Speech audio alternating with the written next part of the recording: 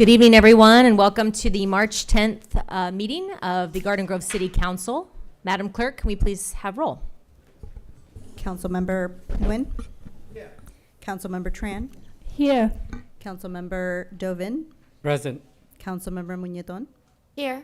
Councilmember Edestegi? Here. Mayor Pro Tem Brightigam? Here. And Mayor Klopfenstein. Here. We will move into the invocation and pledge of allegiance. Our invocation this evening will be led by our Deputy Chief, Dalton, and if I could have Councilwoman Cindy Tran lead us in the pledge, please. Will everyone stand and prepare yourselves according to your faith? Dear God, we gather here with purpose and intention, mindful of the work before us and the trust placed in our hands. We pray that those entrusted to lead our city be granted wisdom and strength. May the decisions made here today be guided by the needs of others, and may we be faithful in serving those needs. Keep us humble and upright as we deliberate, that every decision we make will stand for the betterment of our community. Amen. Please have your right hand over your chest, face the flag, and repeat after me.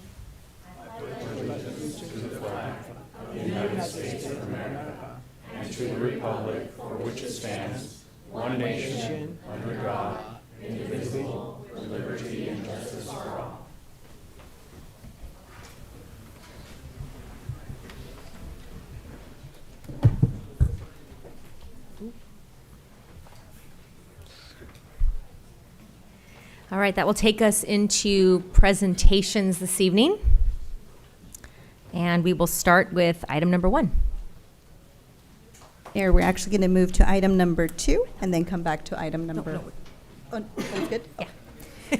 Item number 1 is the community spotlight in recognition of the Sister City Association of Garden Grove Exchange Student Ambassadors visiting Anyang, Republic of Korea.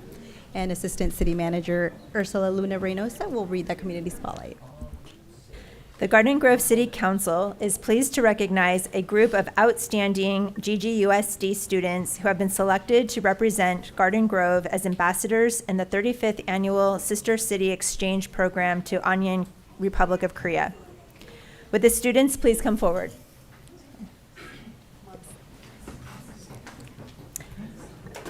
Come on up, come on up. Thank you.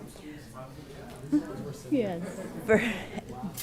For over 3 decades, the Garden Grove Sister City Association has coordinated the student exchange program and strengthened the city's ties with the Republic of Korea. Through the Sister City Exchange program, Garden Grove students are given a unique opportunity to experience Korean culture firsthand. Not only do they get to see the country's beautiful sights, but more importantly, they gain a deeper understanding of Korean traditions, education, and daily life. The students, along with chaperones, Arele, Flores, and Sean Emilio Curtis, will serve as Garden Grove's Goodwill Ambassadors during their 10-day stay. During their visit, they will stay with Korean families who generously open their homes and hearts, sharing traditions and creating lasting cultural connections and friendships. At this time, I would like to give brief introductions of each of our student ambassadors. Audrey Din, a senior at Los Amigos High School, Audrey participates in the USC Bovard Scholars Program and hopes to pursue a career as a neurologist and medical illustrator. Kathleen Kwok. Kathleen is a senior at La Quinta High School who has completed several medical internships and hopes to become a cardiologist. Kimberly Tran. A junior at Santiago High School, Kimberly hopes to pursue a career in public health or medicine. Julie No. Julie is a senior at Pacifica High School who enjoys hiking, exploring cafes, and is excited to experience the culture and food of Anyang. Kevin Cow. A senior at Garden Grove High School, Kevin is a leader both academically and in extracurricular activities. Pablo Alba. Pablo is a senior at Garden Grove High School who is active in athletics and the Civil Air Patrol and plans to pursue a future in medicine. Yvonne Tran. A senior at Pacifica High School, Yvonne has a passion for art and hopes to become an urban planner or designer one day. Jenny Ta. Jenny is a senior at Garden Grove High School who serves as a leader in several school clubs and hopes to pursue a career in dentistry. Nathan Nguyen. A senior at Garden Grove High School, Nathan is active in various athletic programs and volunteer organizations, and he enjoys discovering new things. Julie Tran. Julie is a senior at Garden Grove High School who enjoys gardening, cooking, and dancing, and she hopes to pursue a career in medicine. The city is proud to have such remarkable young ambassadors representing us in Anyang. The mayor and city council would like to present each of you with a certificate of recognition and wish you a safe and memorable trip. Now, Chaperone Arale Flores and Julie Ngo will be sharing a few words. Thank you. Please share a few words, sorry. Anywhere? Come up to the podium, please.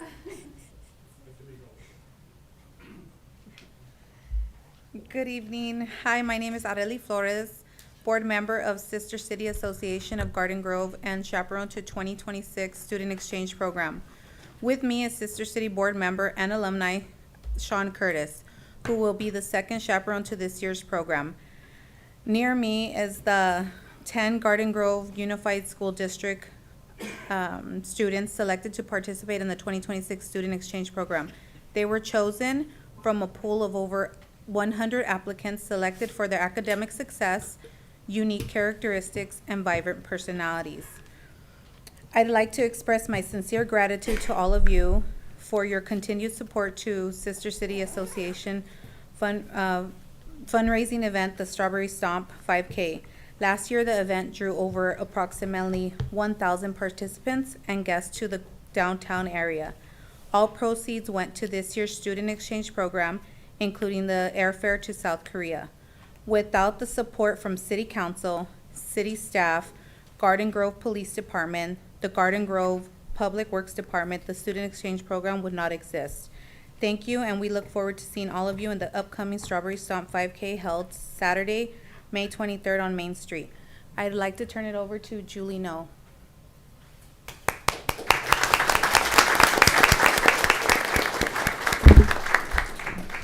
Good evening, Mayor Kloppenstein and members of the Garden Grove City Council. Thank you for giving me the opportunity to be here tonight. My name is Julie Ngo, and I'm a senior at Pacifica High School. Living in Garden Grove my whole life as a resident and as a student, I know our city is made up of many different cultures and backgrounds, and that diversity is something that makes Garden Grove Garden Grove. As a result, this exchange program is an opportunity for me to not only learn Korean language and culture, but also to share something special with the Garden Grove community. I'm so excited to represent our schools and community this upcoming week in Anyang, Korea. On a final note, I would like to thank the mayor and the city council members for supporting the Sister City Association of Garden Grove and my friends and me here today. Thank you.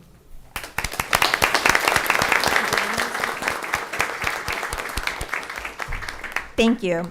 We would now like to invite GGUSD Board of Education President Lon Nguyen to come forward and share a few remarks. Right, I just had a few words. And first of all, thank you very much for the City Council. And over here, you've been hosting this event, recognizing the wonderful activity of the sister association here. And to our sister organization, thank you very much for taking on our students to bring them to see the world outside of Garden Grove, and also to present the best on our behalf, to be ambassador to another different culture over there, and I really appreciate it. This is my 22nd year being on the board, and I have been hoping, I've been, working with you, recognizing you, and I don't know if you know, we've been behind the scene, very grateful that many of our students got a chance to do that, and I know among you, your parents have been very gracious in hosting many other students from Korea here, and those are a wonderful time. I wish you the best of luck to going on this trip here. Remember, you are the ambassador to our community, to the city of Garden Grove, and to the district, the Garden Grove Unified School District. And we wish you the best of luck. Then we wish you carry on that obligation, that duty, make us proud, as you all have always done for many years. And thank you very much for allowing me to share my comments here today. Thank you.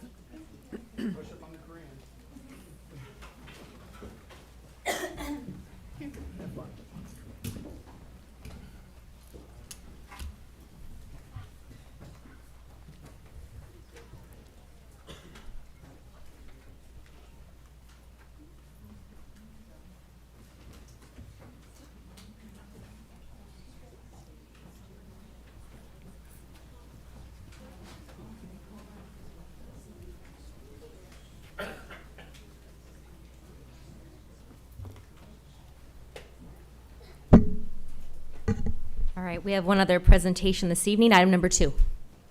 Item number 2 is the community spotlight in recognition of community members for their participation in the 2025 Garden Grove Holiday Lights, and Assistant City Manager Ursula Luna Brinosa will provide that community spotlight. Next, the Garden Grove City Council is honored to recognize community members for their participation in the 2025 Garden Grove Holiday Lights program. When your name is called, please come forward and remain at the front so a group photo can be taken at the end. Sherry and Randy Williams, Shanna Vudonel and her father, Mike Vudonel, Jesus and Antonia Vega, Raymond and Susana Martinez, Alberto Ruelas, the Estrada family, Ruda V. Solenwai and her brother, Jimmy Phalo Alali, Bill and Bonnie Crawford, Mike and Noel Cool, Tammy Arenler, Danny and Alma Validivia. The Garden Grove Holiday Lights program was introduced in 2024. Last December, the city invited community members to spread holiday cheer by submitting a photo of their house, condo, or apartment's exterior holiday decorations. 22 submissions were featured in the city's online gallery. Out of the 22 submissions, Mayor Stephanie Kloppenstein selected Shanna Vudonel's photo for the Mayor's Choice Award. Congratulations, Shanna.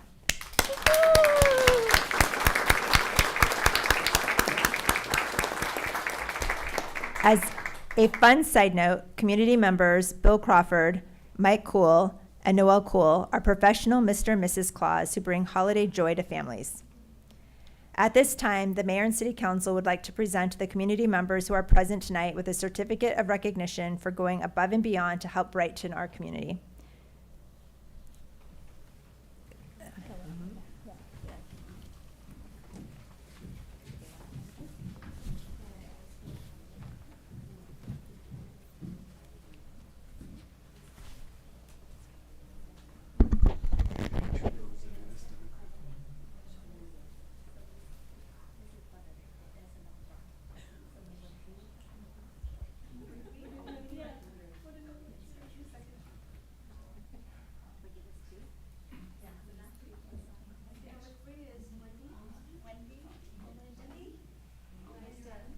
Number 3, Wendy.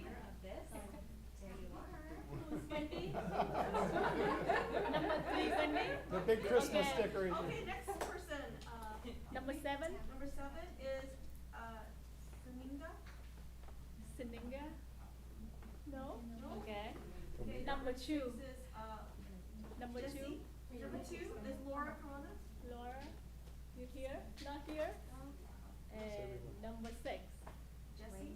Jesse. Okay, so this is. Oh, that's you, Jesse? Number 6?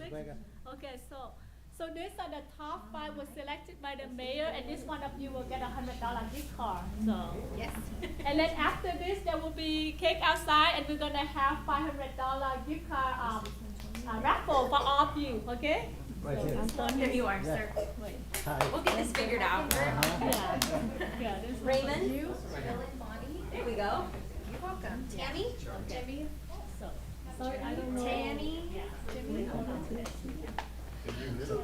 Ruda? And Shauna and Mike? Ruda? Right here. Dude, it's you guys again. Okay, there you go. Oh, the Estrada family. Congratulations. Heriberto. Jimmy. And Ruda. That'd be easier, I think.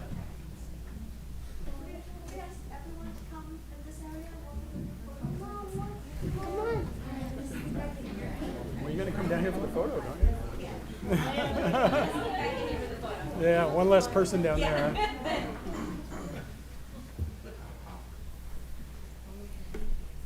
Probably put the little ones in front. Then they'll be all the way down. That's it. We could go down a little bit more. Yeah, make some more room around here this way. Yeah. And then we can do 2 rows actually too if we have to.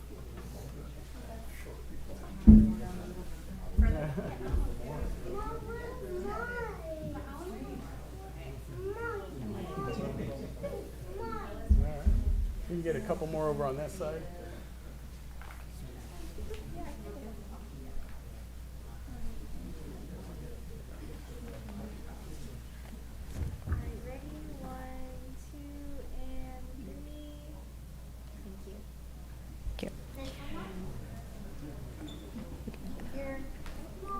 All right, the Garden Grove City Council thanks you for sharing your festive outdoor holiday decorations.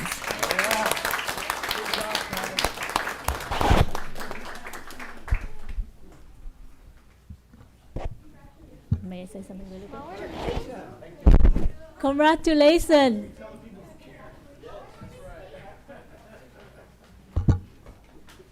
What just happened?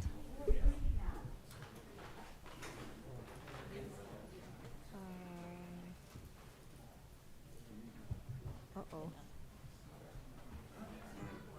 Okay.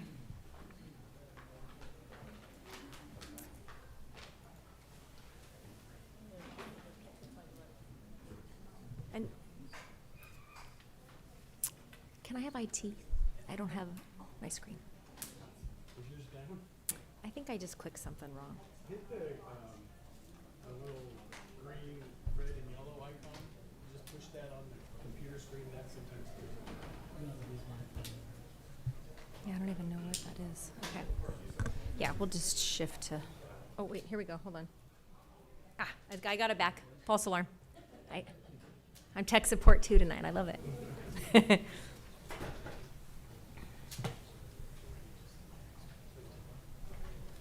All right. At this time, we're going to pull consent item number 4.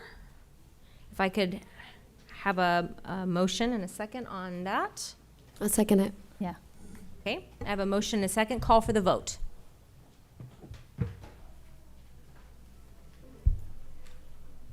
Motion received, 7 yes votes.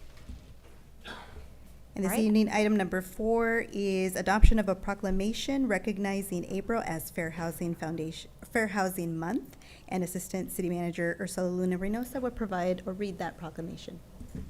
Whereas one of the greatest freedoms enjoyed by Americans is the freedom to live in a home of one's choice.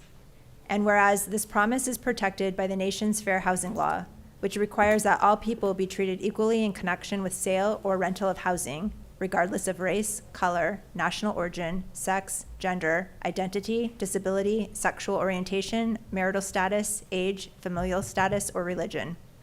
Whereas this year marks the 58th anniversary of the Federal Fair Housing Act, the original legislation aimed at eliminating housing discrimination in America. And whereas since the adoption of the fair housing legislation in April of 1968, April has been designated Fair Housing Month. Each year, the U.S. Department of Housing and Urban Development Department and the Fair Housing Foundation organize events and activities during this month to focus attention on the issue of equal opportunity in housing. And whereas April is Fair Housing Month throughout the nation, and we ask each resident of the city of Garden Grove to support efforts to put into practice the principles of freedom, justice, and equality upon which this great nation was founded. Now, therefore, the Garden Grove City Council does hereby proclaim the month of April 2026 as Fair Housing Month in Garden Grove and reaffirms its steadfast commitment to promoting fair housing practices, advancing equal opportunity, and fostering a community where all residents have the right to secure housing free from discrimination. Whoa, I'm sorry. Is that it? Yes, sorry, that's the end of the proclamation. Thank you. One more.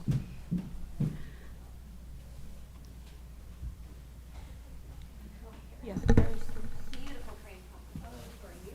Thank you for being here this evening. Appreciate it. Thank you for having us.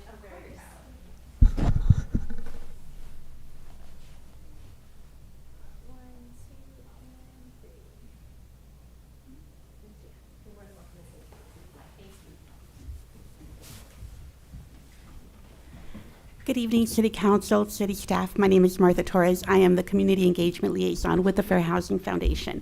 And we are proud to be the fair housing service provider for the City of Garden Grove.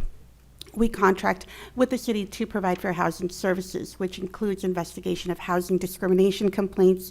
We do a ton of community and outreach out in the community, offering virtual workshops, in-person workshops. We send out literature, tabling events, all to make sure that the residents are supported in their housing needs, making sure that they're educated on their rights and responsibilities for both landlords and tenants, and making sure that housing is made available to everyone. Thank you very much for all your service and having us here tonight.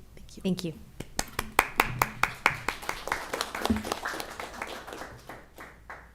All right, and before we move into oral communication this evening, we're going to recess for 5-ish minutes to celebrate Councilwoman Cindy Tran's birthday with a cake. So we'll be back in a minute. Yeah.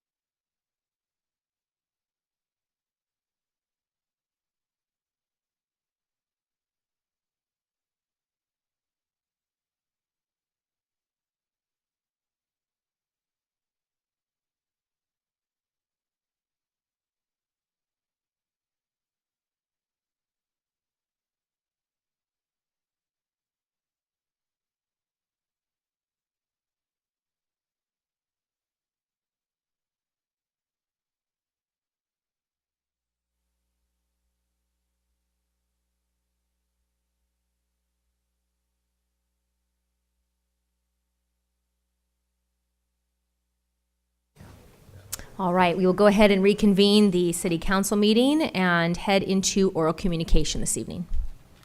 We'll start with Pedro Reyes.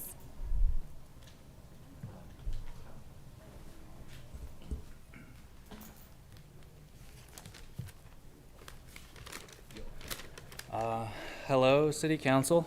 Thank you guys for posting your guys' meetings on YouTube. That really helps a lot. So I know my time is limited, so I'll get right to it. My name is Pedro. I'm 32 years old. I grew up in Redlands, California, attending public schools within RUSD from elementary to high school. Afterwards, I attended UC Riverside to obtain my bachelor's in mechanical engineering, which was funded through private student loans. Since graduating, I've lived in several cities throughout SoCal, but I've settled in West Garden Grove since roughly 2021 with my fiance's family. Quick shout out to Gus and Lisa for letting me stay with you guys. Super grateful for that. I mentioned my upbringing and education to illustrate how fortunate I've been to grow up as a millennial with a modicum of privilege, but at the same time highlight how frustrating it feels to simply exist right now. Something that has been even more pervasive since the pandemic is finally coming to the forefront of people's minds, which is the fact that wealth inequality in this country is simply out of control. Paying off exorbitant student loans becomes such a burden on the shoulders of so many who chose to attend college that honestly I wouldn't recommend going, especially nowadays to any upcoming high school graduates with the advent of AI. The education system as it stands right now serves as a funnel to debt and to cripple fresh graduates that are solely dependent on their employer for survival. Unfettered loyalty to that employer, who's capable of laying you off at any moment's notice, is also a requirement nowadays.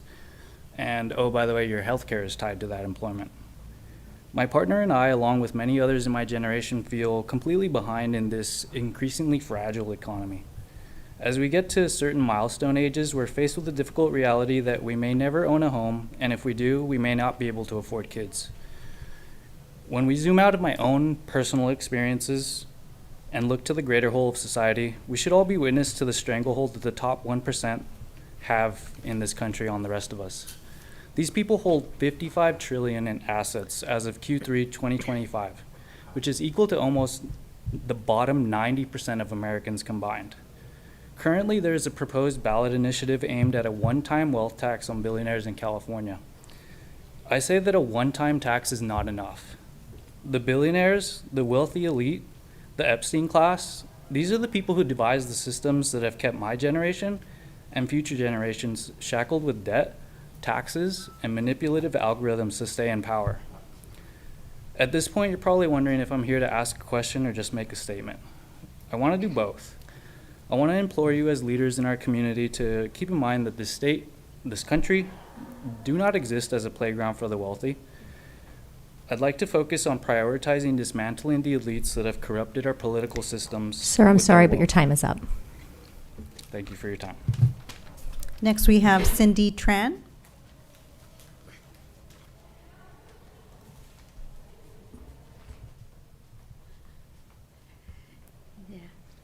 Hello, everybody. Hello, everyone. My name is Cindy Chen. I'm very happy to be here today to support the event. Thank you, Council Cindy Chen, to let me know and giving me the opportunity to join this very meaningful meaningful program. I'm truly appreciate and look forward to support more events with the city in the future. Thank you very much. Thank you. Next, we have Martha Romero.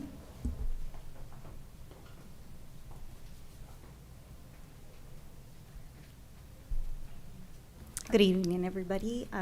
Mayor, City Council members. My name is Martha Romero. I live at 12811 Jackson Street, that's District 1. I'd like to draw your attention to 12771 Jackson Street. Since these renters moved into the house in January, there's been an abnormal amount of traffic on my 11 home cul-de-sac. Parking has become an issue.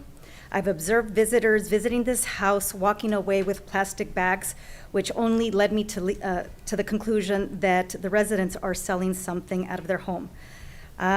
Thank you, Councilman, for calling me back as soon as possible on January 14th to let you know about this issue. That same day, he made sure that somebody from Code Enforcement called me back. I spoke to Rafael Avila. I explained to him that the residents at this home were operating some type of business out of their home and that he needed to be aware so that he can check up on it. More than a month has passed and still nothing has been done. And in fact, the problem has been growing more and more concerning. These residents continue to operate the business and the traffic on the cul-de-sac is continuing. On March 2nd, I added a report to the Garden Grove app, and the next day I put in another call to Rafael Avila, telling him that I had researched the issue and that I had now proof of the type of business that they were operating. Tana Casterjon, one of the residents at this home, is operating a grocer-type business out of the home named La Consentida, specializing in selling Mexican products, perishable and non-perishable items, to include liquor and a live stink bug by the name of Humiles. After further research, I discovered that before moving to this current address, Mrs. Casterjon was living at 8402 Larson Avenue, Apartment 3, where they had also previously been reported for the same exact thing. I have the case, it's case ID 195816 at this address, and that report was opened up on 6/26 of 25. And it's for commercial, industrial, public, or semi-public use. I just want to say that it's very concerning that so many people, I mean, it could be up to 80 cars a day that are driving down my cul-de-sac. It's concerning because I don't know who's driving down to my cul-de-sac. I'm concerned for my parents, they're elderly. My parents have lived in this home since 1972, and I've never seen it like this. Just the other night, someone was picking up groceries at 11:50 at night when I was getting home. And I was kind of fearful because I didn't know if they were going to their house or what they were there for. So it's a safety concern, and it should not be operating in a residential area. Thank you. Thank you. We'll make sure someone reaches out to you. Appreciate it. Next, we have Ralph Baker.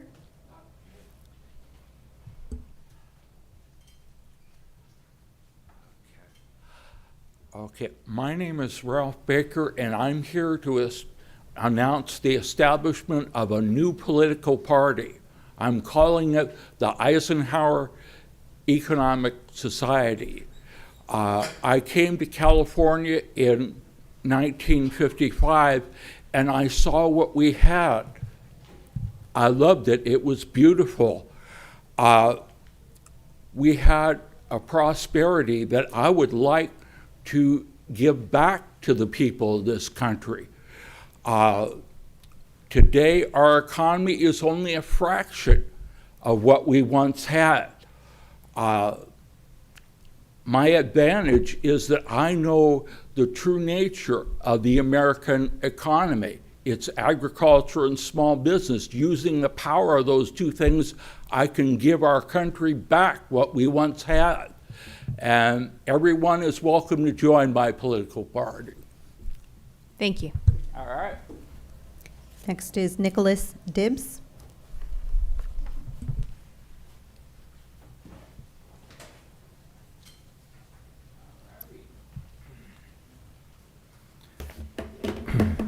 Mayor Klopfenstein, members of the council, I come to you, again, important items. It's the Garden Grove Way, so I'm going to plug the Garden Grove Way tonight. After we had as I've mentioned in past council meetings, a fifth grader at Hazard Elementary School, which is part of GGUSD, committed suicide, who was allegedly being bullied on Instagram. Craig Durfee's been working on this longer than I have, and since he started educating me, and we've been working on this since 2018 or longer. Finally, after pushing the school district for all these years, they finally decided to do something. So I'm going to invite you to the teen you and the community, everybody needs to get on this webinar. Teen Mental Health in the Age of Social Media, co-hosted by the University of California, Irvine, and the Garden Grove Unified School District and Assemblyman Tretaw, Thursday, April 23rd at 6:30 p.m. Everybody should get on this. Parents, community members, everybody on this webinar. Garden Grove Unified School District invites families to a special webinar on teen mental health in the social media age, presented in partnership with UC Irvine Health, and Assemblyman Tretaw. Hear from leading experts about how social media impacts adolescent well-being and learn about practical tools and resources to help support healthy, resilient teens, and then you RSVP. The point is this: we have a mental health crisis, and it's affecting the workforce.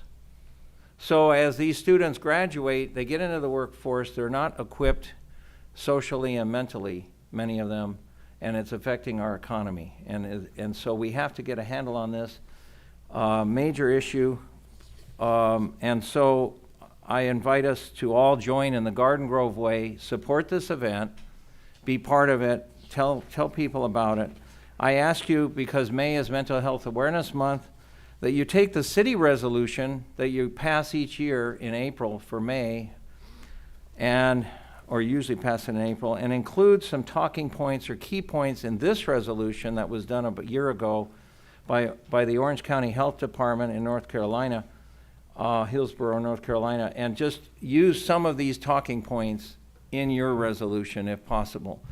And adapt your resolution to include the protection of the young people. We have to protect our young people. You have so put this on the agenda to update the city's mental health resolution and also to support this special event. And so I bring this to your attention again, and also the Washington Post, the article that I've emailed to you is on iPads in kindergarten, YouTube videos at snack time. Parents are pushing back your on time is up, screens Nick. in the early grades. Thank you. Next, we have Nicole Jaimes.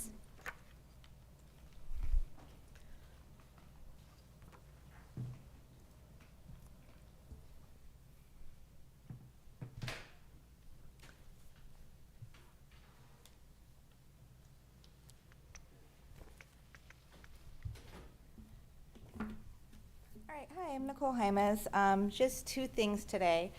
So the first one, I guess I just kind of read your city attorney summary, and I wanted to know more about how it kind of pertains to Garden Grove, because the summary for the nitrous oxide, it goes over, the Orange County, it goes over international, which I don't care about. I mean, but what are the numbers? What is the data for Garden Grove? Because we hear a lot about fentanyl, right? But we're not hearing about how many, when we do checkpoints, like how many of those are, DUI'd or whatever they're called from nitrous oxide. How many people are getting sick in our city for nitrous oxide, because it's already not sold to minors. So like the health thing, I'm not really sure. And then it says also you put medical studies, but like which ones? Because I could create a study, I could survey people and make my own study. And then it's also on the rise, but like when you look at some of the other cities, they actually put in the percentage increase. Like Fullerton went and put in the percentage increase. Like we went from, I think it was like 27 or 37 DUIs to like over 100 and something. So they put all that data inside, and then they gave that to the public and to city council. And so for ours though, it doesn't really have any information that really pertains to Garden Grove. And that's kind of what I would like to see when you guys are making the decisions, when you are publishing the information, what is the exact data in regards to Garden Grove and how we have changed positively or negatively over the years. And the last part, because I like to just kind of harp on this a bit, because the website's nowhere, it was really ridiculous.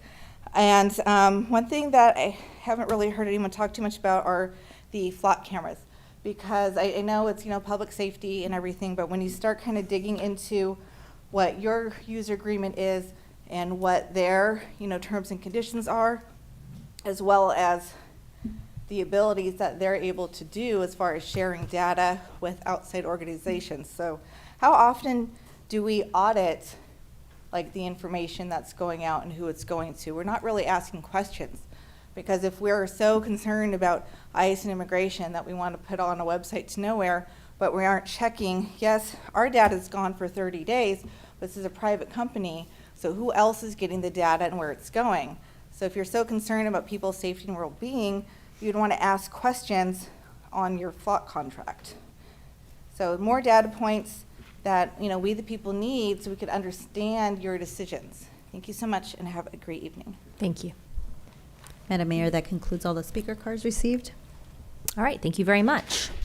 All right, that will conclude oral communication, and we will now recess to successor agency. If we could have roll, please. Member Bredigan? Here. Member Nguyen? Here.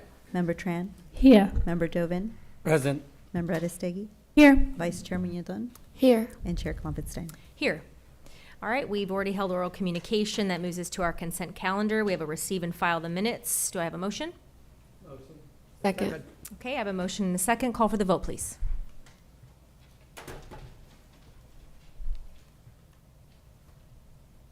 Motion received, 7 yes votes. All right. Are there any matters from members? Okay, seeing none, we will adjourn and go back to City Council. And that will take us to our consent calendar. We've already acted on 4, so I'll entertain a motion for the balance unless someone has something else to pull this evening. Move the balance. Second. Okay, motion and a second. Call for the vote, please. Motion received, 7 yes votes. All right, that takes us into public hearings, item 10. Item 10 is adoption of resolutions confirming amendment number 1 to the fiscal year 2025-26 advisory board report, approving modifications to the activities for fiscal year 25-26, and confirming the fiscal year 26-27 annual report, and levying assessments for the Garden Grove Tourism Improvement District. And Assistant City Manager Ursula Luna Reynosa will provide an introduction. Good evening, Madam Mayor, members of the City Council. Before I introduce Greg Blodgett to give you really the meat and potatoes of this presentation, I just wanted to quickly say this annual process that we use to reestablish the levy on the hotels as part of our Garden Grove Tourism Improvement District. And I just wanted to acknowledge how important tourism is for the Garden Grove economy.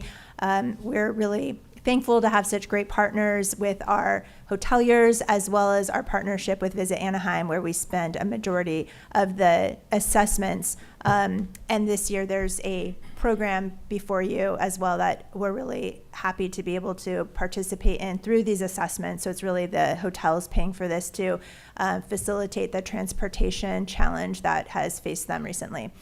So with that, I'd like to have Greg give the presentation. Evening. So tonight we're going to conduct a public hearing, receive the clerk's protest report, and adopt resolutions confirming amendment number 1, levying the fiscal year 26-27 GGTID assessments if no protests exist. So amendment number 1 for 25-26, we're coming back and amending this year's budget because the ART Transit, which is Anaheim Resort Transit System, ends March 31st, 2026. So our TID members have been working on this for a little time, putting together a backup plan to get transit and basically coming up with our own system. There'll be basically a charge for the guest, but the monies that we're looking at back funding, will come from the GGTID transit funds to fund this portion of the shuttle system. And the GGTID hotels will actually administer and manage the shuttle service contract. And this is an example of a bus. We may have some visit gardengrove.com or some kind of, and the hotels listed on the bus so the guests know where they're going and coming from. So getting into the next year's 26-27 budget, which we're considering tonight, total budget's $1.7 million. And we put in additional monies for transit because that's very important, of $600,000, which will fund a portion and a part of the transit system. The guests actually pay $7 per person for the shuttle system. Also, maintenance, repairs, and utilities. We've upped those numbers to do some aggressive maintenance of landscaping. Larger item, too, is the private security forces, which we the rest of the numbers, we increased 2% over last year's budget. So between, and then also marketing 2%, which is our website, which we, there's a little picture on the bottom of the screen. We just announced our new Visit Garden Grove website, which is an activity that we completed this year, which is great. It just started. It's getting lots of traction to attract guests to Garden Grove. Also, we have a reserve, tourism missions, and then admin for the remainder of the $1.7 million budget. And then the second part is the larger lift of marketing the areas, Visit Anaheim, and their budget's put into several components, including marketing communications of 681, convention sales of 626, tourism promotion of 238,000, destination service events of 115, and some business intelligence of 63, and general operations of 264,000 for a total of 1.987 million. So this number is up 2% from last year's budget, just being conservative, not knowing where tourism will end up next year. So we're recommending that the City Council conduct the public hearing, receive the clerk's protest report, and adopt the resolutions confirming both Amendment 1, levying assessments for 26-27 for the GD2 assessment if no majority protests exist. And we do have a update from Visit Anaheim. They're here to give a brief update on all the activities that they've done to date to help promote tourism.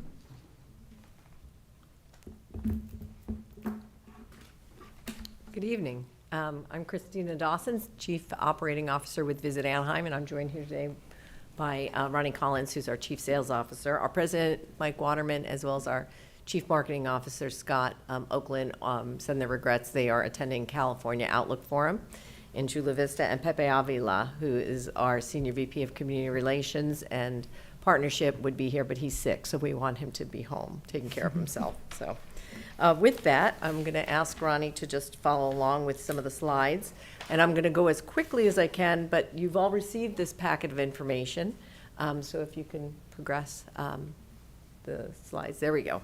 So this is the executive summary, which, there we are, just shows the book business within the 2024-25 fiscal, 85 total bookings, as well as 630.1 requested room nights. Actualized, what actually took place within that fiscal period was 62 bookings and then 423.8 thousand requested rooms.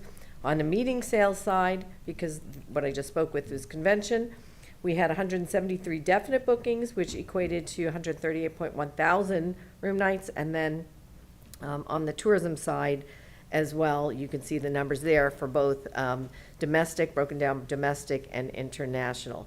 These numbers reflect the full summary for Anaheim and Garden Grove. And as I go through, we'll cover a little bit more specific information that we have for Garden Grove, which would be on this slide, with 769 million visitors, a 1.3% year-over-year growth for Garden Grove in 24, 303 million 26 visitors, which again showed a 0.6% year-over-year growth, and then the economic impact to Garden Grove was about 1% increase at a little over $1 billion. These numbers are from 24 because the 25 report will not be out until May of this year. So moving on, we have, of course, the selection of Garden Grove hotels, which all of them are great partners of ours. And on the following slide, citywide consumed business that impacts specifically Garden Grove, again, for the fiscal period of 24-25.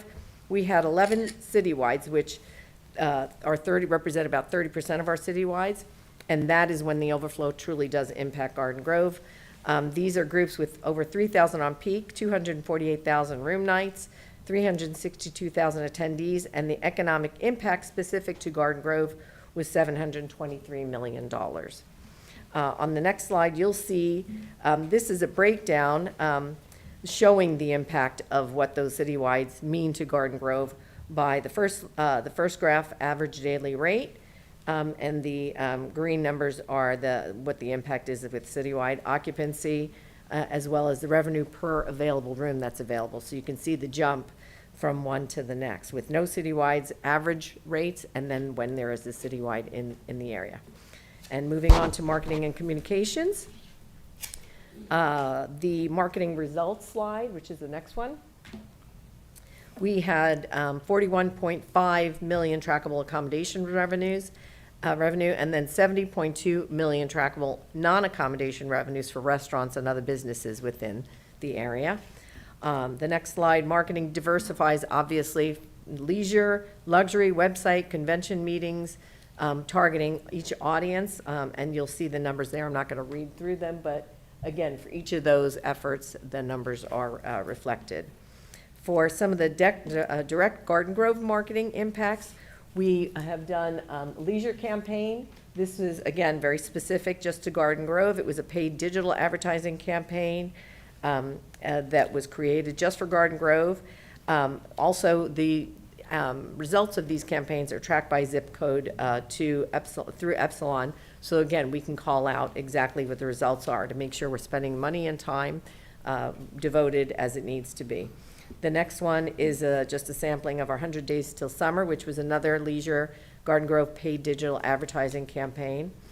The next page shows the measurement of Garden Grove areas. This is, again, just some of the samples of how we break it down by zip code to ensure that this is isolated information and results just for our Garden Grove community.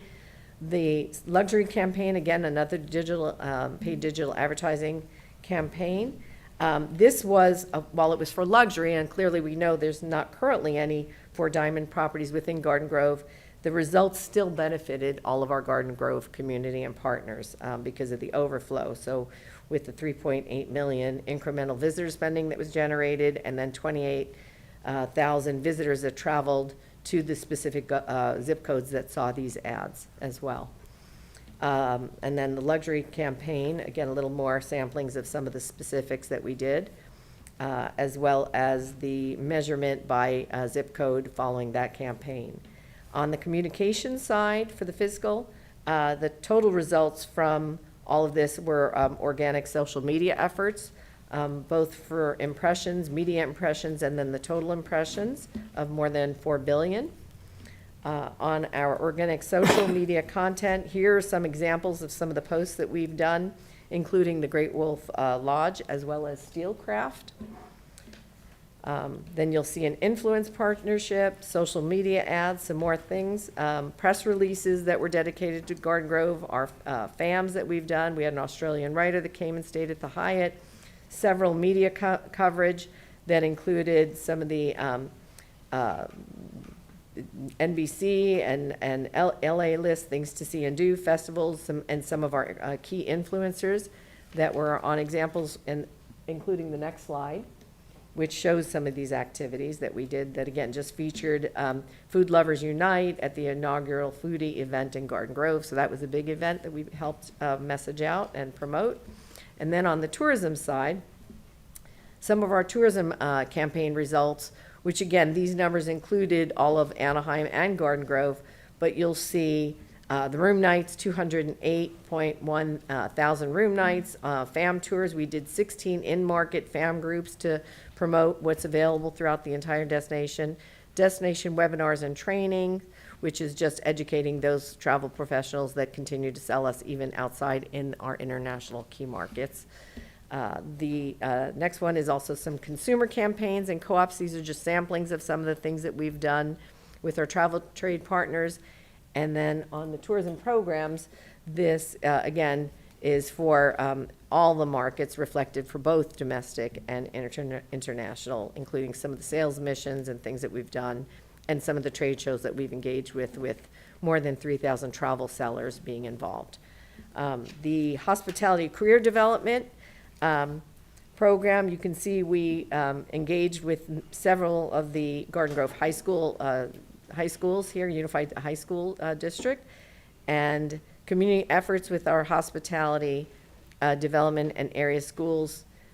We have reached out, we continue to do training. We have sunsetted this program for the next year, but we are doing our certified tourism ambassador trainings with all of these schools and students that want to pursue a career in hospitality and tourism.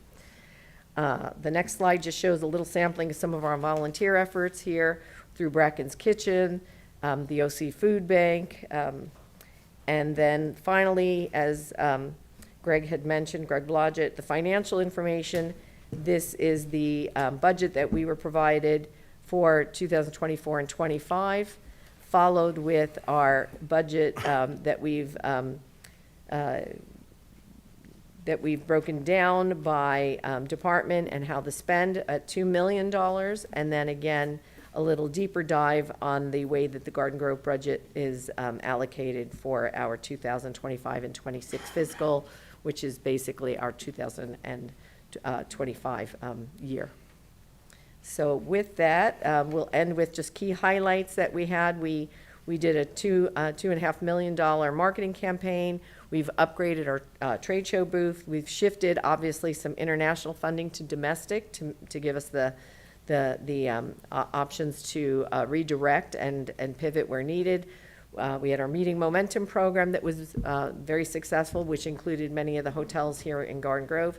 And then we have also confirmed several large industry events that we will be hosting between now and 2030, which will welcome on average about 20,000 meeting professionals that will be introduced, either revisiting the destination or getting to see what Anaheim and Garden Grove have to offer and bringing us hopefully a lot more business down the road.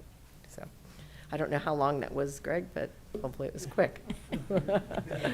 So any questions for you? You have myself and Ronnie here to Madam Mayor, answer. I do have a question of her. Greg, are you finished? Can we move on to? Yes. Okay. Yeah, we can now take questions of staff. So yes, please. Actually, it's of you. And looking, it was a great presentation. Thank you. The slides are very helpful. And I'm just curious, how do you separate the general, I want to go to Disneyland people, I'm going to call a hotel, versus the people that your efforts generated the traffic? Yeah, we target every ad, every effort, everything we do is connected through tracking mechanisms. Then those are tracked through companies that we affiliate with that are placing those ads. It's not just a blanket ad. So there's something tied to that ad so we can tell where the source is and where the people are coming. Same thing with our website. We have to make sure that we know exactly where those dollars are working and where we might need to shift. Okay, and then. And we can provide more information on how we get that information. Yeah, that would be neat. Yeah. Next year's slides, I think, for Sure. the council, at least it kind of shows how those numbers are arrived at. Absolutely. gives We us have information. to back everything up Sure. if somebody should ask, because we make sure that, again, it's validation for us as well.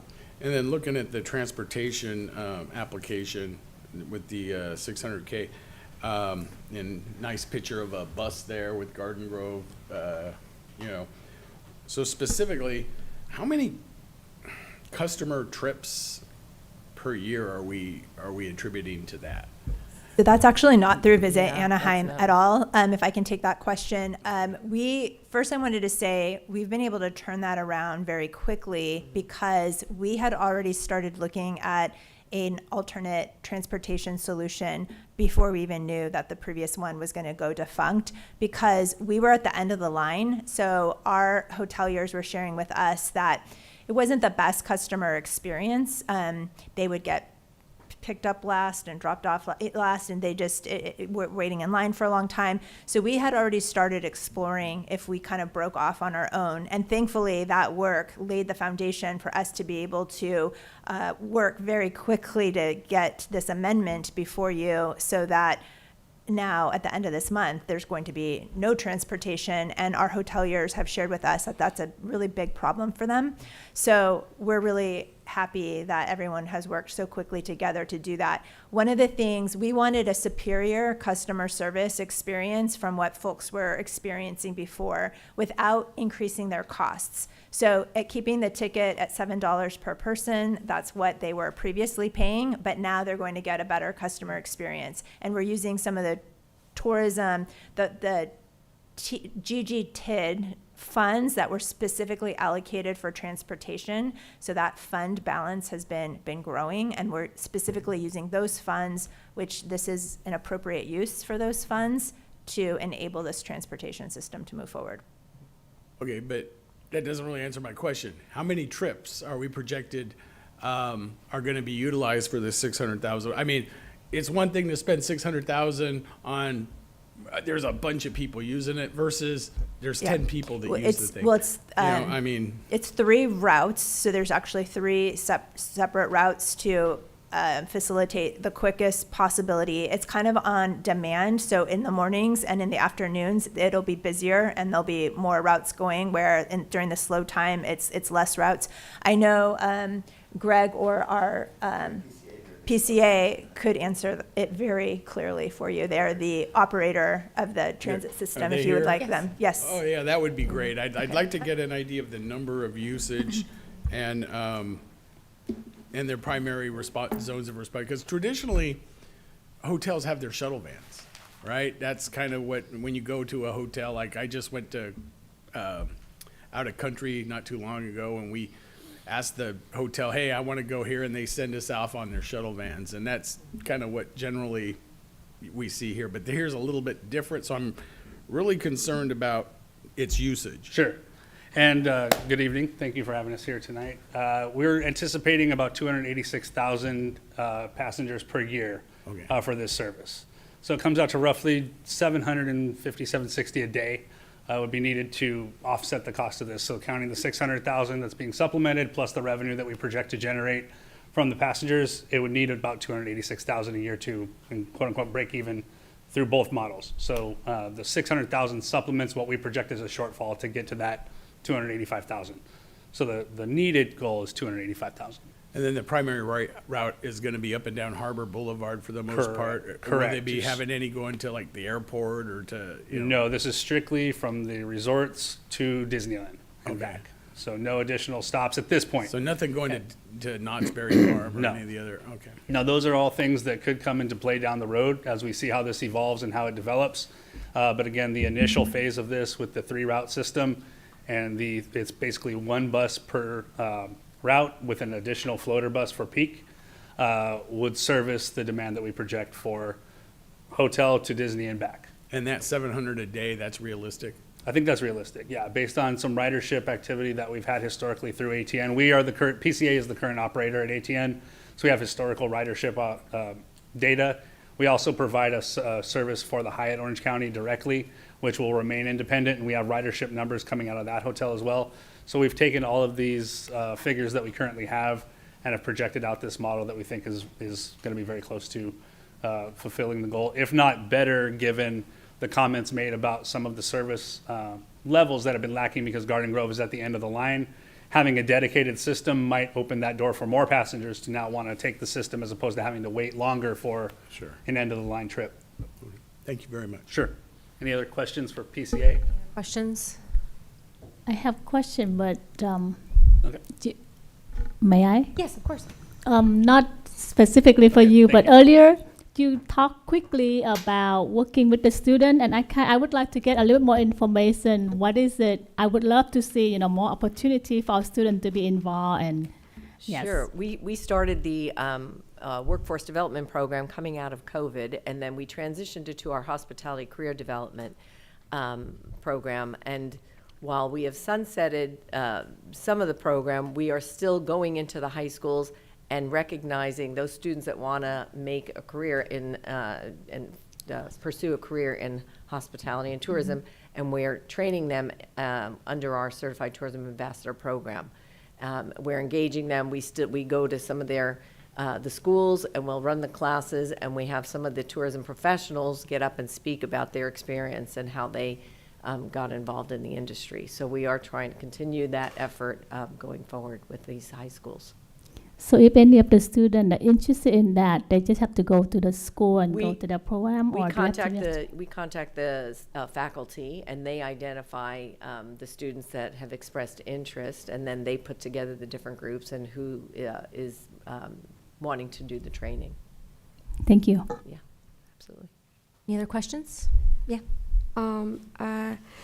Thank you so much for the data, all that information.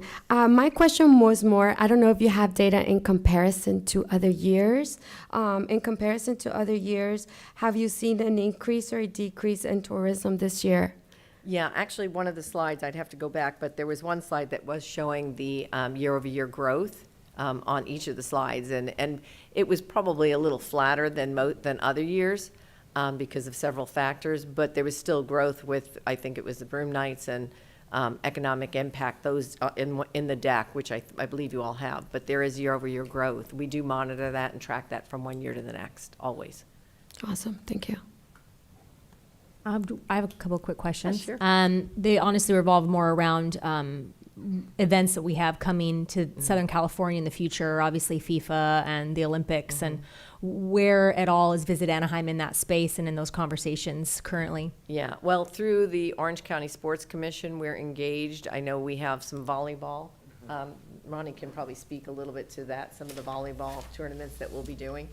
Yeah, so, hi, thank you so much for having us. As it relates to the major events that are coming through here, World Cup, we don't anticipate seeing a lot of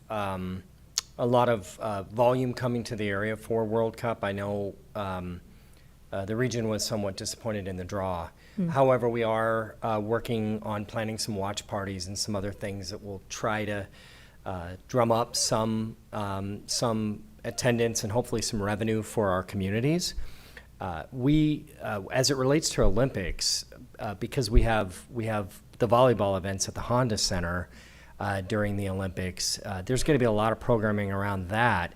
In addition, the host committee for the LA Olympics have committed to filling about 3,000 rooms on peak in the area, which should create compression for the rest of the hotels that aren't in those blocks.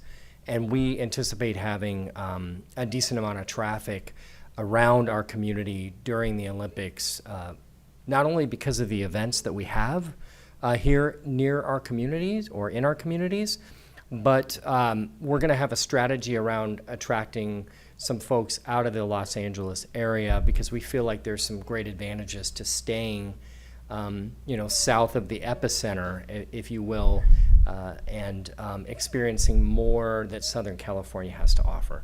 Very exciting. Thank you. Appreciate that. pleasure. Question? Yes. Thank you, ma'am. I know it was a big impact on the COVID time. I just want to know during 24, 25, the employee opportunity getting better or not? Yes, yeah, absolutely. The workforce has improved, but it's more about even identifying and cultivating that future workforce because the hospitality industry itself during the pandemic took a big hit, and many people lost their jobs, and so it didn't really leave a good impression for somebody wanting to pursue a career. So our efforts and what we do with our Certified Tourism Ambassador training is to really turn that around and begin to cultivate an audience, particularly and at the same time with our residents and our local communities, it's engaging them so they understand what the impact of the industry does and the careers that are afforded to people that want to pursue. And I guess the opportunity that's the benefit for the employees stay the same, hopefully. Yes, yeah. Oh, you mean in terms of the benefits for them at their respective businesses?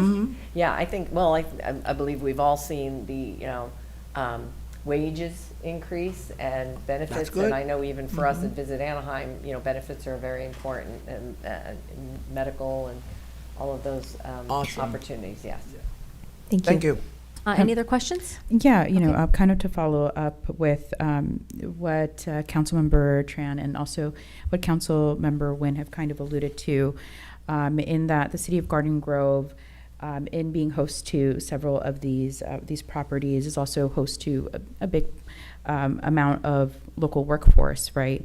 And with regards to the workforce development program, I would like to get a little bit more clarification as to what led to the sunsetting of this program, because it's definitely something that I think I'm sensing that there's interest here in finding ways perhaps to continue to work on bringing more opportunities to our local community to develop within that sector, and maybe finding ways that we can take advantage of those opportunities perhaps before the 2028 Olympic opportunities come in, so that we're also ready to have a robust workforce prepared for that. So could you give me an idea of why the programming ended and what we could potentially do to Because it's help bring it not, back? yeah, because it's not tied directly to room nights. Our TID funding Mhm. is really, both from Anaheim and Garden Grove, is really directed to drive room nights. It's very clear in the agreements. Mhm. In this case, that money is from private money, and so while we hope that our budget will increase, that hasn't happened yet. So we had to curtail a dedicated position that was just for the workforce development, hospitality, career development efforts. We are still, though, while we've sunsetted the program, we are still, through our Certified Tourism Ambassador program, training students to still engage them. So there is still, I mean, I know Savannah High School that we've done, and there's some others and throughout Garden Grove as well that are happening even within this next month. And we can, send you again some additional information for those that are in Garden Grove. Okay, wonderful. And since I think we're approving this for this upcoming calendar year, I think for the next time that we come and approve this, I think it would be really great if we could potentially get some projections of estimated usage ahead of those 2028 Olympic numbers. Because yes, we do have volleyball coming up, but I think we also have might be benefiting as well from some of the surf activity that's happening in San Clemente. I don't believe that they're a very hotel-heavy city or short-term rental-heavy city. So I think there's also definitely some opportunities there for our region here, even though we're a bit far. Absolutely. Even the equestrian events are, Mhm. I believe, are secured in Temecula. So Mhm. Right. because of where we're situated, it's a natural that many guests will probably want to stay Yep. here in this part of Orange County and then still transfer to LA or South County or what have you. So we believe we're positioned well, and many of our marketing efforts will be focused around that. Great, thank you. Any other questions? Madam Mayor, if I may, Yes. really quick, I just wanted to bring to everyone's attention, because Orange County Restaurant Week is coming up here soon, and through our partnership with Visit Anaheim, a number of our Garden Grove restaurants are being featured through like their own dedication portion on the website, and so please pass the word along and for everyone to go visit our fabulous restaurants, and we really appreciate the partnership. We'll be reporting on that next year for sure. Fantastic. With Great good exposure for our results, city. so. And thank you. We sincerely appreciate our partnership with the City of Garden Grove and your support, and look forward to many, many successful years moving forward. Thank you. We're grateful to you. Appreciate your time tonight. All right. With no other questions, we'll go ahead and open the public hearing. Is there anyone from the public wishing to speak on this? All right. Take it away, Nick.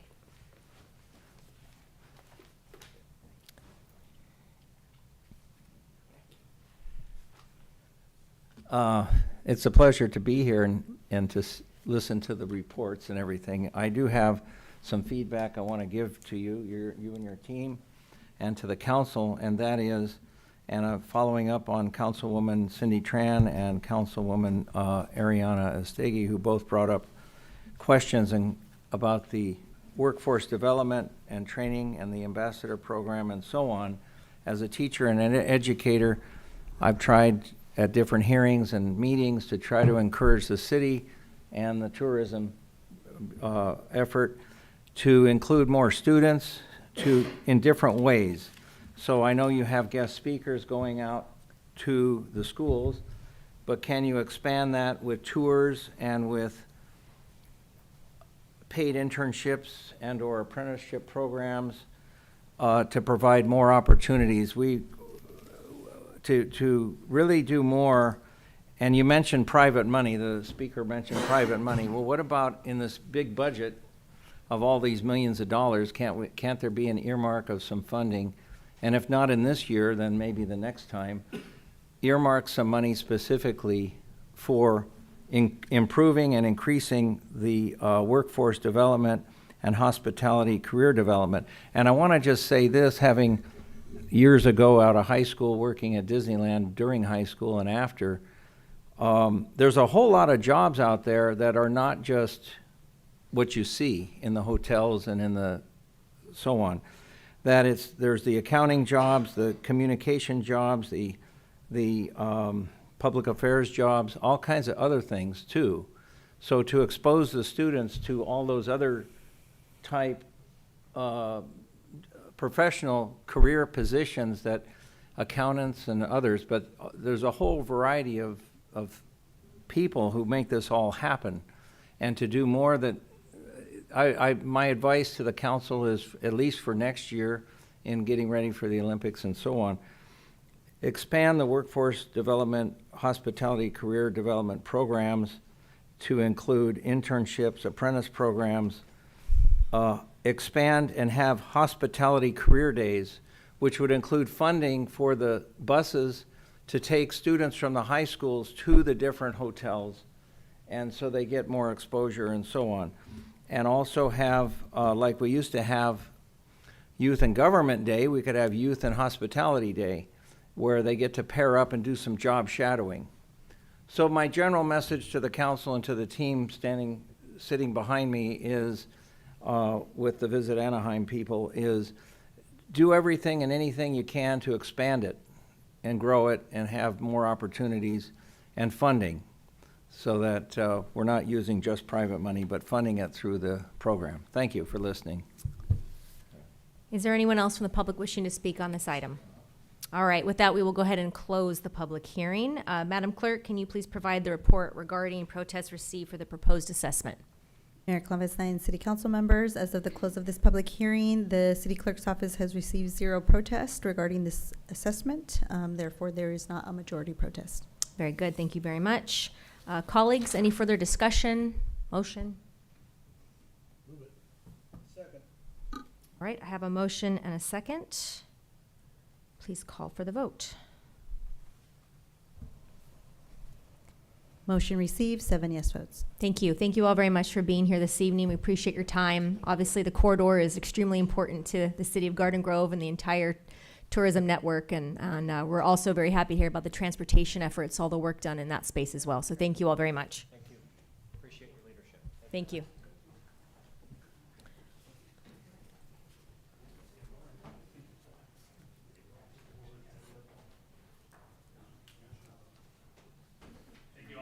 Thank you.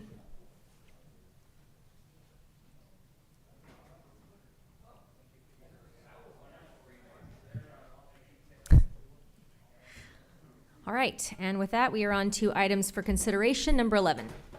Item 11 is award of contract to Duffy General Engineering, Inc. for the Lamson Avenue and Knott Street Storm Drain Improvements Project, City Project Number CP 1414,000.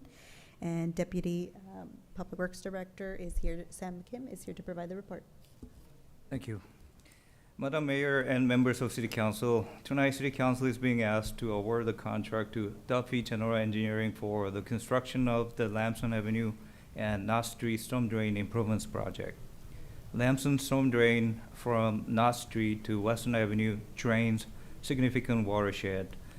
The majority of the storm drain is constructed of reinforced concrete. However, a 55 linear foot segment located within the intersection of Knott Street and Lamson Avenue was constructed with 2 48-inch corrugated metal pipes that are over 60 years old. Due to their age, the bottoms of the pipes have corroded and structurally weakened. This deterioration has resulted in the progressive collapse of the pipe walls by overlying pavement and vehicular traffic, leading to several occurrences of sinking road surfaces. To help mitigate future occurrences, staff recommends an immediate replacement project involving relocation of a water main and removal and replacement of the corrugated metal pipes with a reinforced concrete pipe. This project also includes restoration of traffic striping, installation of traffic loops, and other necessary improvements. 2 bids were received and opened by City Clerk's office on February 25, 2026. The lowest responsible contractor was Duffy General Engineering, which with a total bid amount of $787,400. This bid amount is within the current project budget. The licenses and references of the contractor have been reviewed and verified by staff, and all other documentation is in order. This project is included in the fiscal year 2026-27 adopted capital improvement plan budget using gas tax SB1 funds. Due to the urgency of this project, funding will be shifted to this fiscal year's capital improvement plan budget. Should the council approve the contract today, the construction can begin in April 2026 and be completed by the end of June 2026. This concludes the staff's report, and staff is here to answer any questions. Thank you. Thank you. Yes. Yeah, this intersection gets a lot of work. So this actual line, is it running down Knott or is it running down Lamson? Actually, it's coming from west, and it's going west, and then when it reaches the end of Knott, it's going south. So it's primarily going down Knott? Yes. I mean, it carries all that, the water from the Lamson and goes down south on the Knott. Okay. So, as you're probably aware of, there's a condominium complex that was built there many years ago, before the current codes existed, and their water drain off goes into the gutter. So it's constantly draining there. There's never, even on a 110-degree month, the water is always going down that. You know, it never gets fixed. And is anything going to be done to address that with this project? No, that's nothing to do with that issue or problems that we have. Our staff's been working with the condominium association. They're supposed to design and implement some kind of a system that will alleviate the issues with it. And we've been coordinating with them, and they're still they still do have plan to do so, but they've been dragging their feet on that. I get it. It was approved at a time when that was okay. Yes, sir. Unfortunately, in the modern era, it creates smells, and it's unpleasant for people to walk through when they walk over it, or, you know, and drive through it, splashing up on their cars and stuff. But, so the last project we had, it went down Lamson, storm drain project last year. How is this one different than that one? That one went significantly over budget because of the water table, and they had to keep pumping water because the water table was so high. Do you project that to be a problem with this one? Because last year, was a year and a half ago, I think it was, the last storm drain project were on that street at that location. And my other question back up to that is, why do we need another one? We just had one a year and a half ago. Actually, this project is to repair of the section, which is really old, and used a different material, and creating cave-in issues at the street. So that's why we're trying to alleviate these issues. We've been having a problem with the cave-in of the street, so we've been repairing a few times. And finally, the final solution to that is replacing that portion, corrugated portion of the pipe, causing the issues with the reinforced concrete pipe. They didn't do that during the last project? The project that you were referring to was, I believe, was sewer project. Oh, I see. So it wasn't storm drain, it was sewer. Yes, sir. Okay. And back to my original thing, the water table. It's literally, you dig 3 feet down, you're in the groundwater there. It caused them to have to constantly, the contracting crews, to run pumps to keep pumping water, and then all the neighbors were complaining because those pumps were going all night long, loud, for weeks while they were doing the sewer project. Is that going to be an issue here, and has that been implemented in the pricing of this already? Because last time it ended up costing significantly more because they had to do all that pumping. I don't anticipate the same issues. That was a sewer project, which is about 9 feet to 10 feet deep. So groundwater table was around, I think we hit at 7 to 9 feet. That's why we had to pump for the sewer project. But in this case, it will be shallower than sewer project. And during the repairs of the lines, cave-ins and stuff, we didn't see any groundwater presence. Okay, so that shouldn't be an issue. I hope not. Famous last words. Thank you. Thank you, sir. Can I? We're going to go to Councilman and then Cindy. Thank you, Madam Mayor. I can see this one is come from storm drain is from North Street to Western Avenue, and I have looked at the map.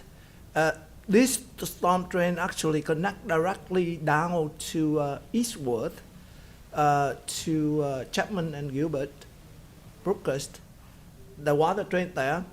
I just wonder if since we've been fixing this, you have a chance to investigate and see if the area of the Chapman and Gilbert and Brookhurst, that water drain there, still okay or not? You have a chance to look at it?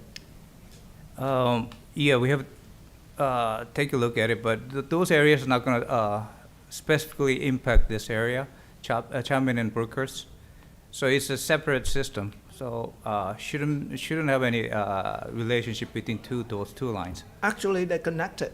Connected from Brookhurst? Yeah, Brookhurst all the way to Gilbert, go down all the way to North Western.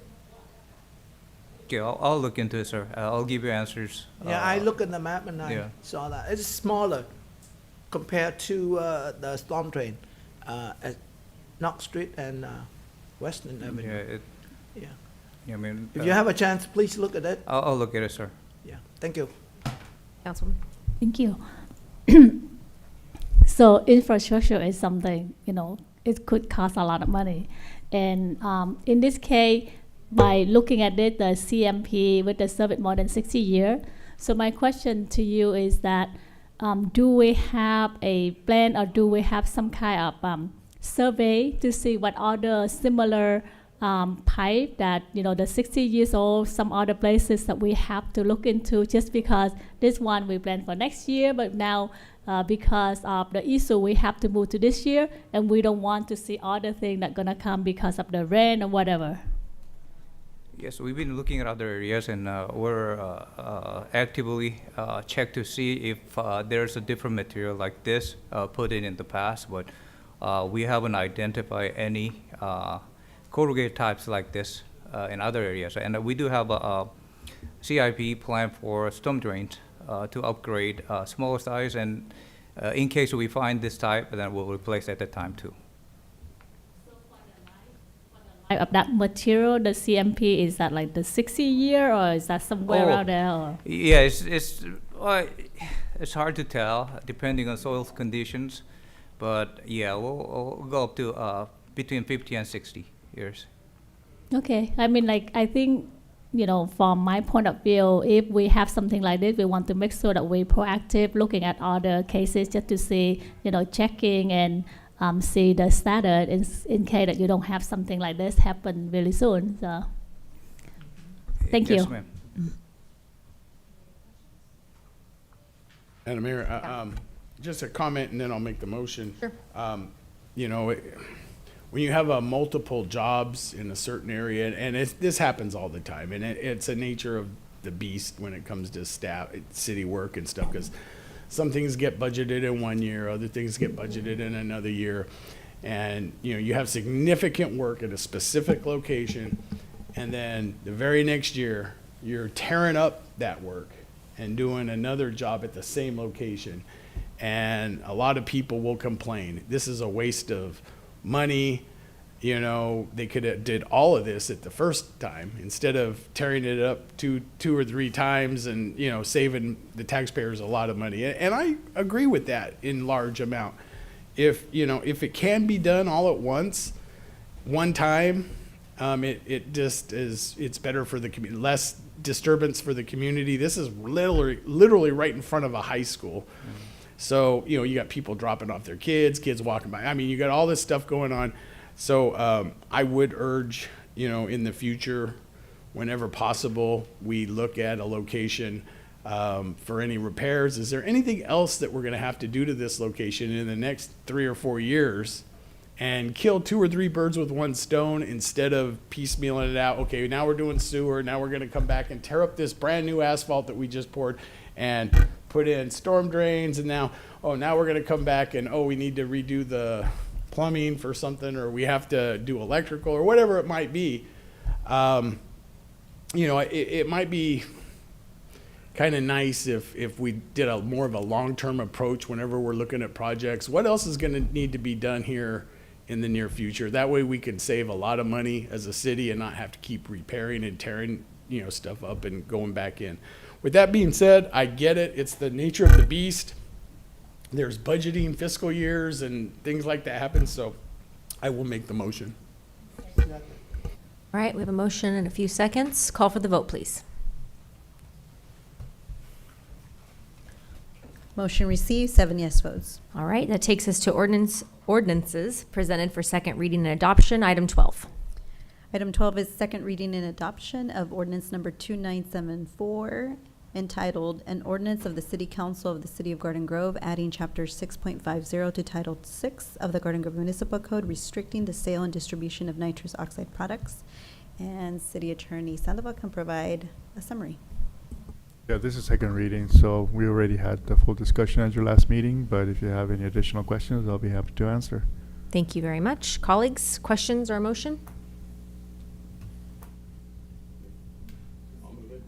We have a motion and a second. Call for the vote.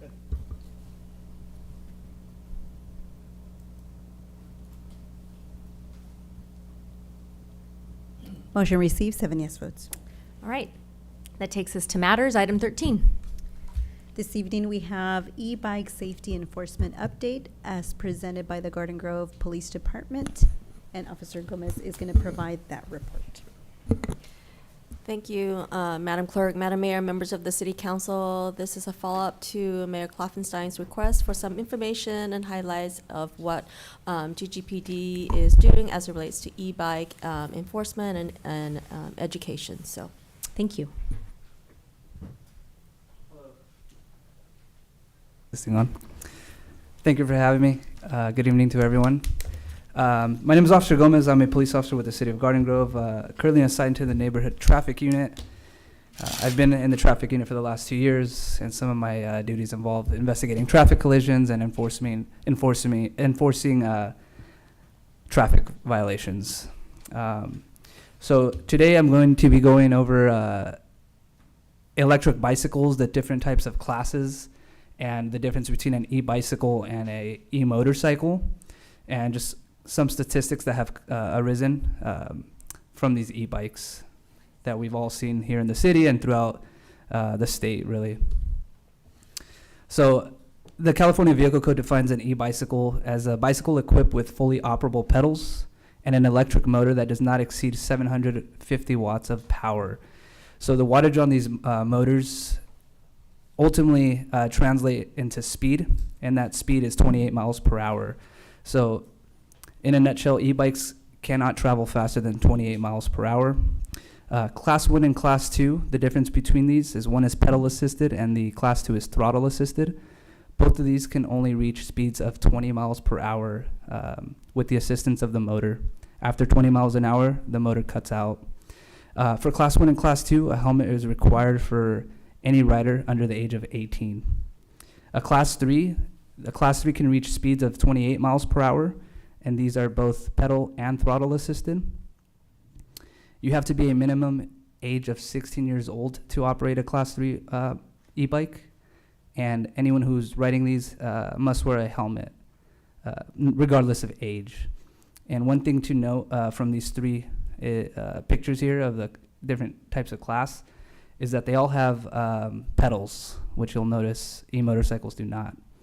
You do not need a driver's license to operate e-bike, so anyone, with the exception of a Class 3, can ride them. Now, when speeds exceed 28 miles per hour, that also tells us that it has a motor output that's higher than 750 watts. At that point, it becomes a e-motorcycle. These e-motorcycles can reach speeds of 50, 60, 70 miles per hour, and they are not legal for public roadway use. As you notice with these two e-bikes, they do not have pedals, they have pegs, and these resemble dirt bikes very much. If someone is to use one of these on a roadway, they are required to have a M1 license. They're supposed to have a DOT-approved helmet. They're supposed to have insurance. They're supposed to have it registered as a motorcycle. And if they have a license, they're supposed to have a motorcycle endorsement.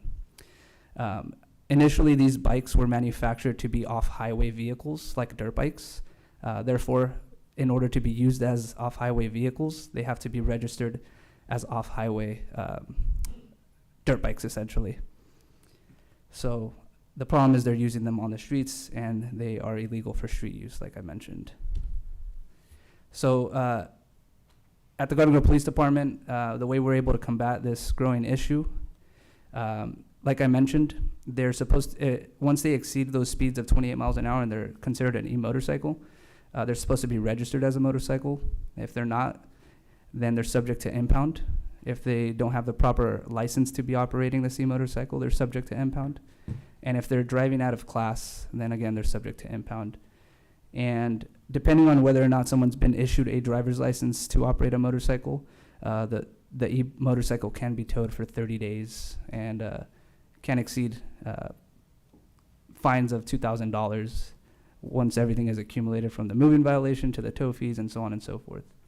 Some other violations that we're able to enforce is they're supposed to have a license plate on the rear, insurance, the proper DOT helmet, and if a off-highway vehicle is converted to be an on-highway vehicle, that is a violation in and of itself. In order for an e-motorcycle to be considered legal, they would have to have mirrors, turn signals, which these e-motorcycles do not. So in collaborating with Chalk Children's Hospital, we've learned that in 2021 they had one single case where there was traumatic injuries to e-bike rider, and in the last year alone they had over 200 traumatic injury cases stemming from e-bike crashes. The last time I spoke with the nurse, that she told me they're getting about 2 to 3 e-bike injuries stemming from crashes just at Chalk Children's Hospital alone. And some things I found interesting is the first question that emergency room staff ask is, were they wearing a helmet? This question is usually followed up by, was the helmet strapped and properly fitted for them? And the third question is, how fast were they going? Now, typically, if someone's being transported to Chalk Children's Hospital, it's a trauma center, or UCI Medical Center as a trauma patient. Usually that's an indication that they were going over speeds of 20 miles per hour, which is a ticket to a trauma center, regardless of if they have visual injuries or not. It costs $20,000 just to be transported to Chalk Trauma Center. That's just to go in through the door. You don't receive any medical assessment, medical treatment, no x-rays, no CT scans, simply to be admitted into Chalk. So that's information that I think the public should definitely know. In Garden Grove, just like everywhere else, we have seen an increase in e-bike injuries and crashes. Most riders range from the age of 13 all the way up to 67 from our reported traffic collisions. And I know very well there are more unreported e-bike accidents that are out there that, like I said, have been unreported and we don't know about. What we found is that most people use e-bikes, e-motorcycles as a primary method of transportation. But what we know is that they're using them as bicycles, but they have the capabilities of a motorcycle. And unfortunately, most of these riders don't have the proper knowledge, let alone the proper safety gear when riding these things. So the number one cause of why most e-bikes end up in a crash is typically they're riding on the wrong side of the road, and we see this specifically for riders under the age of 18. There's two primary situations that I can think off the top of my head that are the most common. The first one being when bicyclists are riding on the wrong side of the road.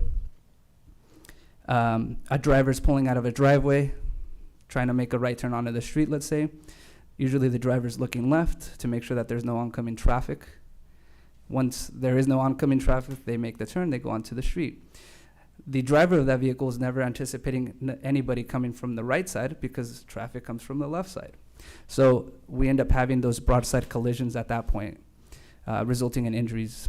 The second situation is if they're riding on the wrong side of the road, the e-bike rider has a decision-making process, and a vehicle who's driving against him also has a decision-making process, and most of the time they make the same decision. They both zig in a sense instead of one zigging, one zagging, and now we have a head-on collision. If a vehicle is going 40 miles an hour and the e-bike's going 20, now we have a 60 mile per hour impact. And that's really where we see most fatalities in the state. Unfortunately, a lot of this just stems from not being educated. I've heard parents actually encourage their kids to ride on the wrong side of the road to be able to see oncoming vehicles. Unfortunately, that's completely wrong, and that's actually the number one reason we have most of these crashes. The second reason is speeding, and most of this is contributed by e-motorcycles because they have the capabilities of going faster. And the third is unsafe turning. This is where we see e-bikes, e-motorcyclists out on the street, and they fail to yield to other vehicles and make left turns or any other turn that would be deemed unsafe. Speed, the higher, in a nutshell, the faster you're going, the higher probability it is that there will be grave injuries or even a fatality. As you go faster, the driver or operator has less time to perceive and react to whatever is in front of them, and it also prolongs their stopping distance, so now they're going to have to take longer to stop. So this is why e-motorcycles are a big problem, because they're traveling faster and takes them a lot longer to stop.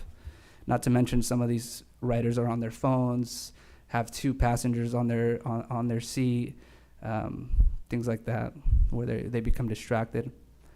Our goal is to reduce crashes, prevent injuries, and save lives. Ultimately, we have been doing this by conducting proactive enforcement, and that's been in the way of issuing traffic citations, impounding them accordingly.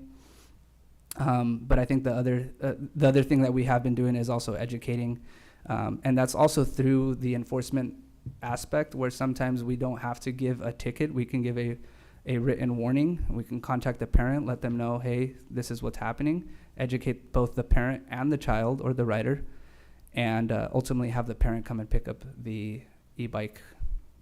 If it's an e-motorcycle, we will, again, impound or deal with it accordingly. But I think a good way to target this would be to interact with schools and collaborate with them and hopefully educate the children, but also if we can reach the parents, whether it be sending some type of pamphlet in the mail through water billing or something, where we can't say that we didn't try, and educate, again, the parents and the kids. Some of the new laws that have taken effect as of this year, now parents can be charged with child endangerment and contributing to a minor's delinquency if we prove that the parent knew that their child was riding an illegal motorcycle, such as a Teleria or a Sur-Ron. Assembly Bill 544, as of 2026, all e-bikes, regardless of the time of day, must have a red rear reflector or a red rear light.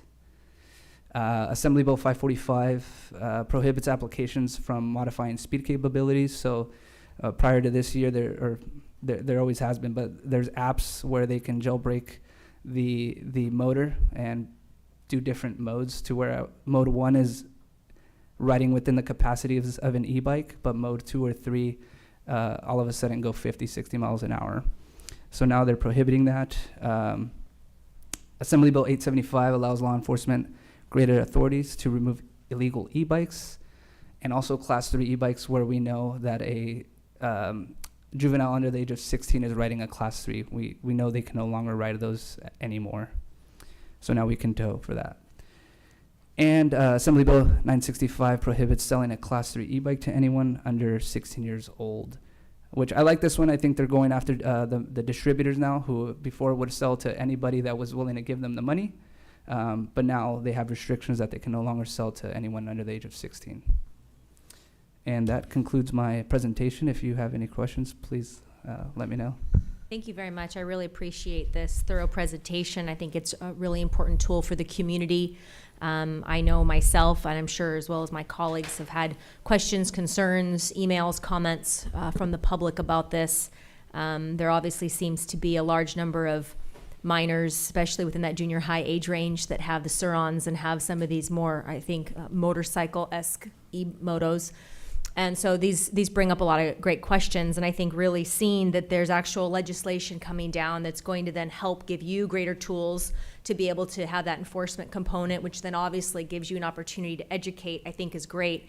If possible, before I ask a few questions, City Manager, I would love if there's an opportunity to maybe place this presentation on our website, and maybe even put something on social media just to say that we've touched upon this issue, and just to provide that greater awareness for those that weren't watching the council meeting tonight, because this is really, I think, a great presentation and thorough, and really shows the scope of work that you're doing as a department, and that we're taking this issue seriously. We want people to be able to use these, but we want to make sure that they're remaining safe in the community. Absolutely, we'll be happy to do that. Thank you. Do you find that citation-wise, is it more minors? We'll say even younger, like 13, 14, 15-year-olds, more so than, say, an adult that's using an e-bike for transportation to work? Is it, if that's a question for me personally? Just in general, I'm just curious where that lies, where those citations are mostly. Is it kids doing wrong on these e-bikes and motorcycles, or is it more of the accidents with, say, an adult just trying to use these to go to work? It's more so kids who are breaking the vehicle code, and essentially they don't even know they're doing it. They're running stop signs, running red lights. They're using their cell phone. They are riding on the wrong side of the road. And a lot of the times I take the initiative to educate them, still document it in a written warning. That way we know that they have been advised. That's just something I personally do. As far as the adults, typically those comes from like crashes. Understood. So the Suron is more of, those seem beefier to me, right? The tires are, for lack of a better word, they're bigger, they're meatier. Right. They look like a motorcycle, and I'm seeing a lot of what I would call junior high age kids on those. So that is technically illegal, because that would be a class 3, is that correct? If it's an e-motorcycle, it is not legal. Okay. If it's a class 3, that means it cannot go past 28 miles per hour, and it has to have operable pedals. So the pedals would be... Surons, Telerias do not have pedals; they don't have have pegs, pedals. and that's usually a good indicator that you're looking at an e-motorcycle. Okay. The problem is we're having kids install fake pedals, and at first glance, it's making us believe that they're e-bikes. But after further inspection, we're able to determine that they're actually e-motorcycles. Well, I appreciate the work that you're doing, obviously, on an enforcement side, and it's a shared responsibility in the community. If you see something, if these people are acting inappropriately, or you don't think something's legal, you need to call, obviously, non-emergency or emergency if it's a serious accident. I know that you have a bike rodeo coming up. I believe that's on the 16th. Yes. Will that incorporate and encompass all the e-bike education like what you've shown today within that particular rodeo? Yes, we will have most of this information will be available to the participants. My understanding it was strictly going to be just bicycle education, but all this basically translates into the same thing. Eventually, kids are riding bikes today, and tomorrow they're riding e-bikes because they got one for Christmas. So we'll use that opportunity to definitely educate them with e-bikes. We really appreciate that, and obviously it's an ongoing conversation to be had with our school district. We have a wonderful partnership with GGUSD, and so I think there's opportunities there to collaborate and to share on that sort of outreach and education to the community. And again, I just want to thank you for your presentation. Thank you very much. Thank you, Miss. Colleagues, we'll start down here. Yeah, first of all, how good is this officer under pressure? I mean, he's given a council presentation, and he's got a deputy chief staring at him from 2 feet away. He's got a captain of police staring at him from another 2 feet away. I mean, awesome job. Great presentation, very well put together, and very articulate. Thank you, sir. Thank you for that. And, you know, honestly, I don't have any questions with you. It was a very good presentation. I do have a question of our city manager, though. I would like this presentation cut and emailed to all of us so we can share it on our social medias and put this and help to put this information out to the community.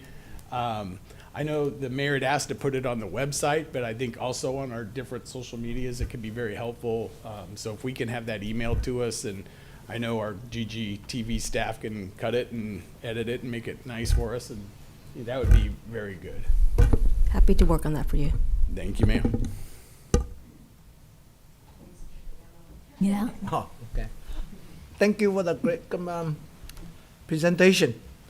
I just wonder, all this regulation about class 1 and class 2 helmet required for rider under 18 years old. These regulations are done by the state or by us? By the state. In fact, anyone riding a bicycle under the age of 18 has to wear a helmet. So it just Right. goes to e-bikes as well. Okay. That's it for me. Sure. Thank you so much. You're welcome, sir.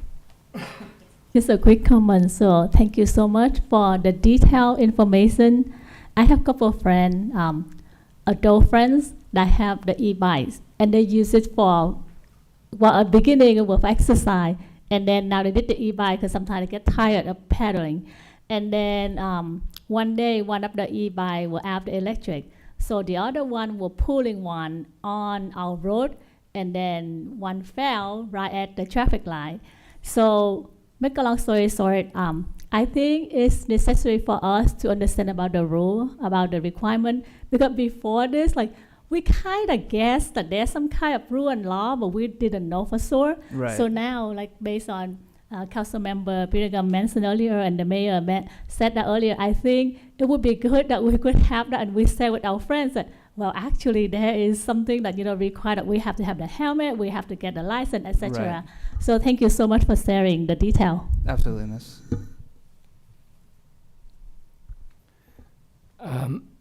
Yeah, it's a good report, and I see that we do have some CVC on the book that is being enforced, and it seems like you're mitigating a lot of the risks, but it's still a lot of injuries that are happening.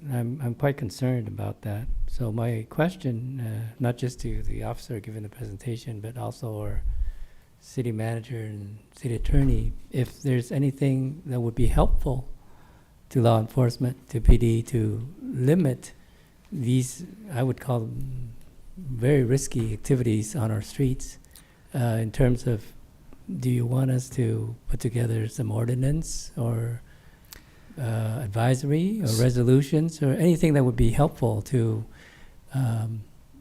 try to, I think, slow down the kind of an explosion of e-biking, not just Absolutely. in our city, but in a lot of our cities around here. Yeah, so currently we're watching and working with the city of Huntington Beach. They have led every city in the state with e-bike crashes and injuries. We've seen that they are starting a diversion program where if they're issued a citation, they can actually be given like a mandatory e-bike safety course sticker, and they have to attend that course in order to not pay the fine. The school system is also behind it, or the school district, I'm sorry, and they're working to issue permits that if students want to take an e-bike to school, they have to attend this safety e-bike course. No different than someone driving in high school, if you wanted to drive your car, you needed a parking permit. You would register the driver, the vehicle, and you would prove that you had a license. And this would kind of be no different in that you attend this e-bike safety course, and you're given the e-bike permit to take to school. In this diversion program, the rider goes along with the parent. So now we're educating both parties. But obviously, we are not the city of Huntington Beach. but it's something we can definitely look closely into and try to emulate if resources permit. I like that idea very much. I usually don't take leads from other cities, but in this case, it just makes sense. And if they're already doing something that I think is working, I like that a lot. The education aspect of it, giving people a chance to make use of their bikes in a proper manner. That you don't want to spend $20,000 upwards if you have to send your kid to a hospital, which is what's happening. So we don't have to wait to make it a crisis in our city to try to head off some of that and adopt some of the, if you want to use the word emulate, I'm willing to do that if the council members and mayor are open to that. Let's look into that and see if we can adopt some of our neighboring cities' practices. It just makes sense to me. Thank you. You're welcome, sir. Hello. Hi. Thank you so much for the presentation. It was very informational. Actually, earlier this week, I was able to witness some e-bikers on the road. And I guess one of my questions would be right now, right off the bat, because of that. How many of injuries have you seen in regards to stunts that they're doing? I know that one that I saw was riding on their hind wheel. Do you see that frequently? It happens. It's kind of hard to track those. I mean, it's kind of hard to track e-bikes in general just because they're so new and everything's been so fluid with them. I have had some cases where they are doing stunts and they end up rear-ending a car because they're taking over the roadway. Very far and few. I think the main crashes that we get are simply not following the rules of the road, and they just don't know any better. Luckily, we don't have the problem where they're taking over the streets here in the city of Garden Grove, but I wouldn't say it's too many of those where they're doing stunts. Yeah, and I also wanted to voice out that I do also want to acknowledge it would be a good thing for us to do if we're citing them. Also having that mandatory video, I think it holds the parents accountable as well as to whether or not their child is using it properly. I think that's something that would be ideal as well to look into, and just in general. Aside from the road, I've also seen it in our local parks where sometimes they'll take advantage of the lawn or whatever it is that they see. What is your say there? Well, we do have an ordinance that prohibits any motorized bicycle, whether gasoline motor or electric motor, from riding upon parks and sidewalks. So that is in place and it can be utilized at this time by us to enforce. Awesome, thank you. That'll be all. Thank you so much for your presentation. Thank you, Miss. Thank you so much for your wonderful presentation. As the resident childless person on the council, I never get the Parent Square updates, so I don't know what schools say to the parent community.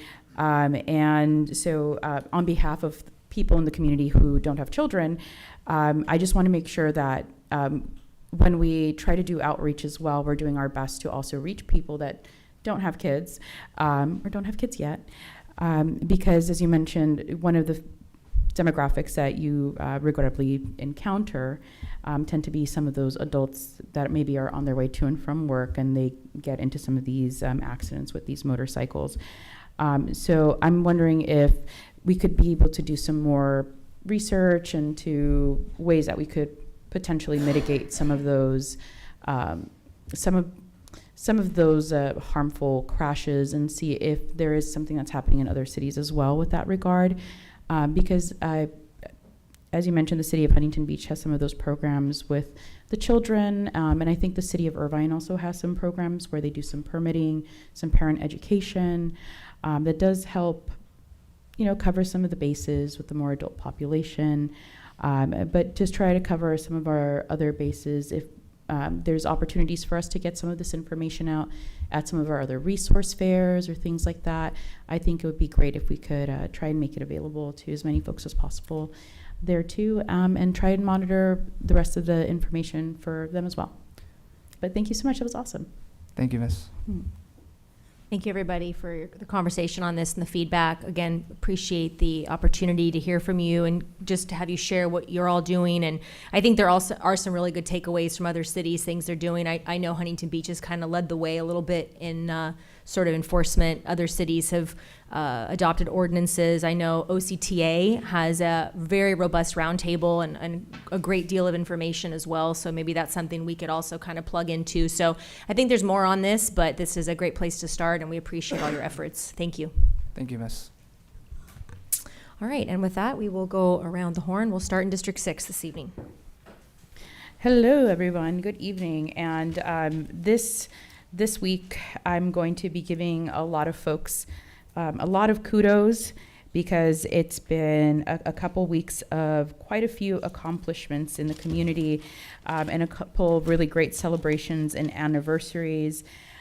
So first and foremost, I want to congratulate Gail Knight and the folks at Hope because I got a chance to join my good colleague Cindy, and they were receiving a bunch of wonderful donations from the folks at the Overseas Taiwanese Care United Association that came and brought them several donations in the form of goods as well as monetary contributions.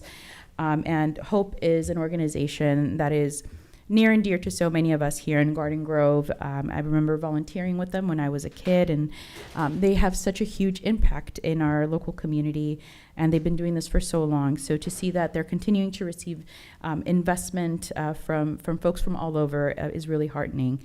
I also want to congratulate some of my District 6 residents, Maheda Jeremy and Ruby Garcia, who helped to launch the Orange County Women's Business Chamber.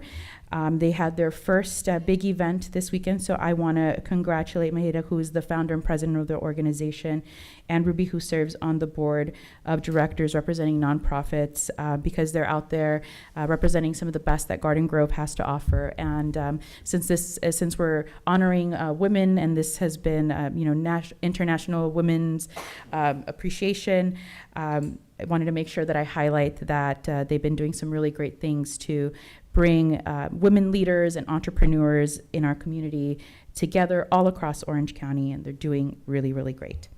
I also want to give some kudos to our Santiago High School cheer team because they became the CIF champions, and they just came back from nationals where they got 5th place, and we're very, very proud of them. I've reached out to Lisa, and hopefully we can get an opportunity to honor them here with a community spotlight. It's a really big deal to make it at nationals at anything, and big deal to make it at CIF. So congratulations to all of our Cavs cheerleaders. You guys really killed it. Loved watching you guys perform. Keep doing what you guys are doing. You're awesome. Also had the opportunity to help celebrate our friends at the Islamic Society of Orange County celebrate their 50th anniversary. I had a chance to go and celebrate with them this weekend and present them with a little bit of a recognition. I'm hoping that we can also invite them and have them join us for a proper community spotlight. They are one of the oldest mosques in all of the West Coast, and they're right here in Garden Grove, and we're so happy to have them be a part of our community. So congratulations to everyone at ISOC. I'm very excited for what the next 50 years have to bring. So with that said, I'm going to pass it on down to my colleague. Good evening, everyone. I have a few things to share today. I had a wonderful time attending the Violet Elementary School production of Disney Finding Nemo. It was truly inspiring to see the hard work and creativity our young students poured into their performances. This was a vibrant, they had vibrant costumes and impression stage presence. The entire cast and crew did a phenomenal job bringing the story to life. So seeing our local school foster such a love for the arts is always the highlight of my day. Next, I attended the Santiago High School LXG talent show. It was truly electric. Our community high schoolers are incredibly talented, and it was a privilege to watch them showcase their skills. from dance to music to unique performance in art. A huge thank you to Mr. Stapps and the students for putting together such an entertaining and high energy evening. Lastly, there's nothing quite like the excitement of the Northeast Garden Grove Little League opening day. It was a joy to join the families and the young athletes at the field to kick off the new season. The sense of community spirit and sportsmanship was full display as the opening pitches were thrown. I'm looking forward to seeing all our local teams compete and grow this year. Good luck to all the players and all the coaches. That is all for me. Thank you. Thank you, Mayor and council members. I still have a little bit of a bronchiolitis. It feels like long COVID or something, but I think there's something going around. I read in the news that there's a human metapneumovirus. It started up in the western states in Northern California, but it's spreading, so be careful out there. Try not to catch anything. There's no treatment for it. You just gonna have to suffer through it, and if you're immunocompromised, you should probably try to stay out of the public and get a lot of rest, which I did, so I'm mostly recovered. I want to speak to item number 10 tonight, the GGTID, which is the Tourism Improvement District, also known as our Harbor Corridor, and our partnership with Anaheim is extremely critical to our budget. So I thought that was the most important presentation of the year, to have a whole team, and maybe we did not express enough appreciation for all their hard work, but I will do that in a wrap up here, because any increase in our revenues, even 1% year over year, is amazing. It's really amazing. It's something that we depend on for our services and to pay our bills, to keep the lights on and to run our city. So these are very important sources of revenue for us, and I can't thank our Anaheim partners and the people who's been working on our hospitality and tourism industry, and they are also trying to bring in a new or younger people. After COVID, we've suffered a setback, and now we are proactively, and thank you for our other council members who've mentioned that, we want to maintain or bring back those programs, as it's very vital to our city to have the younger generation come up and become specialists in these industries, because our communities really depend on that. So thank you for the update and annual report on GGTID. You've done us a great service. The second part I want to talk about is I know the public works projects that's happening in and around the city, particularly on the west side. It's George Brightingham's district, so he should be very concerned about duplicative or somehow we're spending taxpayers' money without a vision to try to save a lot of taxpayers' money where we can. And I thank you now, Director Sam Kim, coming on, new leadership. So we got to give him a little time. We have a lot of projects that's coming down the pipe, and he's stepping into some big shoes, and he's got to carry that department. So there's going to be a little time to have new programs implemented. We're going to be behind him and vote up the projects we need to, and I'm confident that it's not duplicative. They're different kind of works, and that it's really necessary for that area. So I think it's money well spent, and we'll get what we pay for. I just have a couple more items here. Oh, yeah. So we had a new political party announced tonight, and I want to welcome that and also congratulate. We always need fresh ideas and new energy. We're the city of youth and ambition, but new ideas and fresh energy can come from anybody of any age. And so I congratulate our new political party, and hopefully we have more innovative and wonderful ideas coming to our city, because we certainly need it. We're open to everybody and entertain a lot of different ideas. So keep it lively and robust, as our mayor often say. That's something good for our city. Lastly, I want to happy birthday to our Councilmember Cindy Tran, and it's also the same birthday week as my daughter, Anna Michelle. So happy birthday to Anna Michelle also. Thank you. Thank you. So first, I just want to say thank you to our staff, mayor, council member, for your support on the Holiday Lights event earlier today.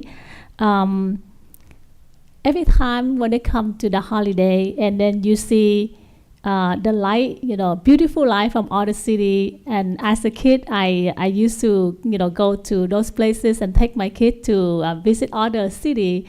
And so I really, really love to see more of that in our city. So thank you to all the residents who actually put in the effort and decorate their house. Earlier,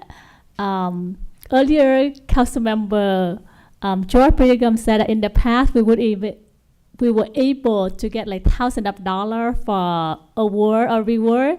So hopefully this year, we could plan now, but at the end of this year, we're gonna have more decoration, more light lit up in our city.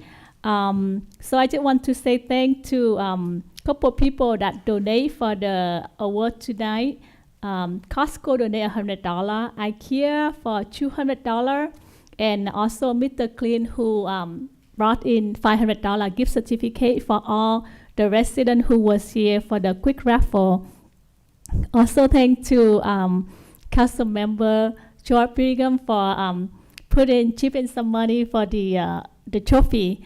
And special thanks to Survey Robotic team who actually created beautiful ornament for all the participants. And so they also make two special one for the mayor and then one for our city manager. So I give it to you at the end. So the last 2 weeks, we were able to tour the Southland. As you know that the corner of Gilbert and Chapman and Brokers, a lot of businesses, and you could see in the past we talked about complaining about the trash and about things that we could make it better. And so when we get a tour of Southland, they give us a quick brief of the current, the building that they have. The one next to it was kind of old, and they have a plan to make it modernized and beautiful in the future. And so the mayor, Matt West, and I were able to have a quick tour. I really look forward to see some changes at that location. Just kind of quick thank you to Lisa and Matt in the past that they actually did walk with me along that businesses, Tommy Burger and other businesses there, to try to talk to the business, like what can we as Garden Grove staff do to help our business so that way we could make changes, positive changes, and make look better.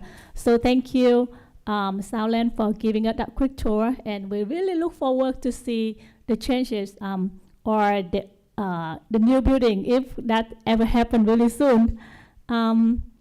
Second, the mayor, council member Philip, and I were able to attend the Garden Grove TTUSD First Impression. That was the event to give a word to our students about their art. The art was beautiful, and some of them have a special recognition by the mayor choice or the superintendent choice. So I got one of the students who were one of those awardees gonna donate their art for auction. So I want to do whatever I can to promote the art in our city, and I want to bring the value of those art. So we will look forward to see how much it's gonna be auctioned for later, but this is for charity. And if you have time, you could go to the Village Green, right, on Main Street, to see all their art displayed there right now until I think this Thursday or Friday, Lisa? Yeah. Next one is the thanks to the Central Garden Go Little League for the baseball. The mayor and I came. Well, I live just around the corner of that park, and I always want to see what's going on there, so I could support because it's in my district. But I normally don't really see, you know, the people I could talk to. I see people playing, but I didn't know who to talk to.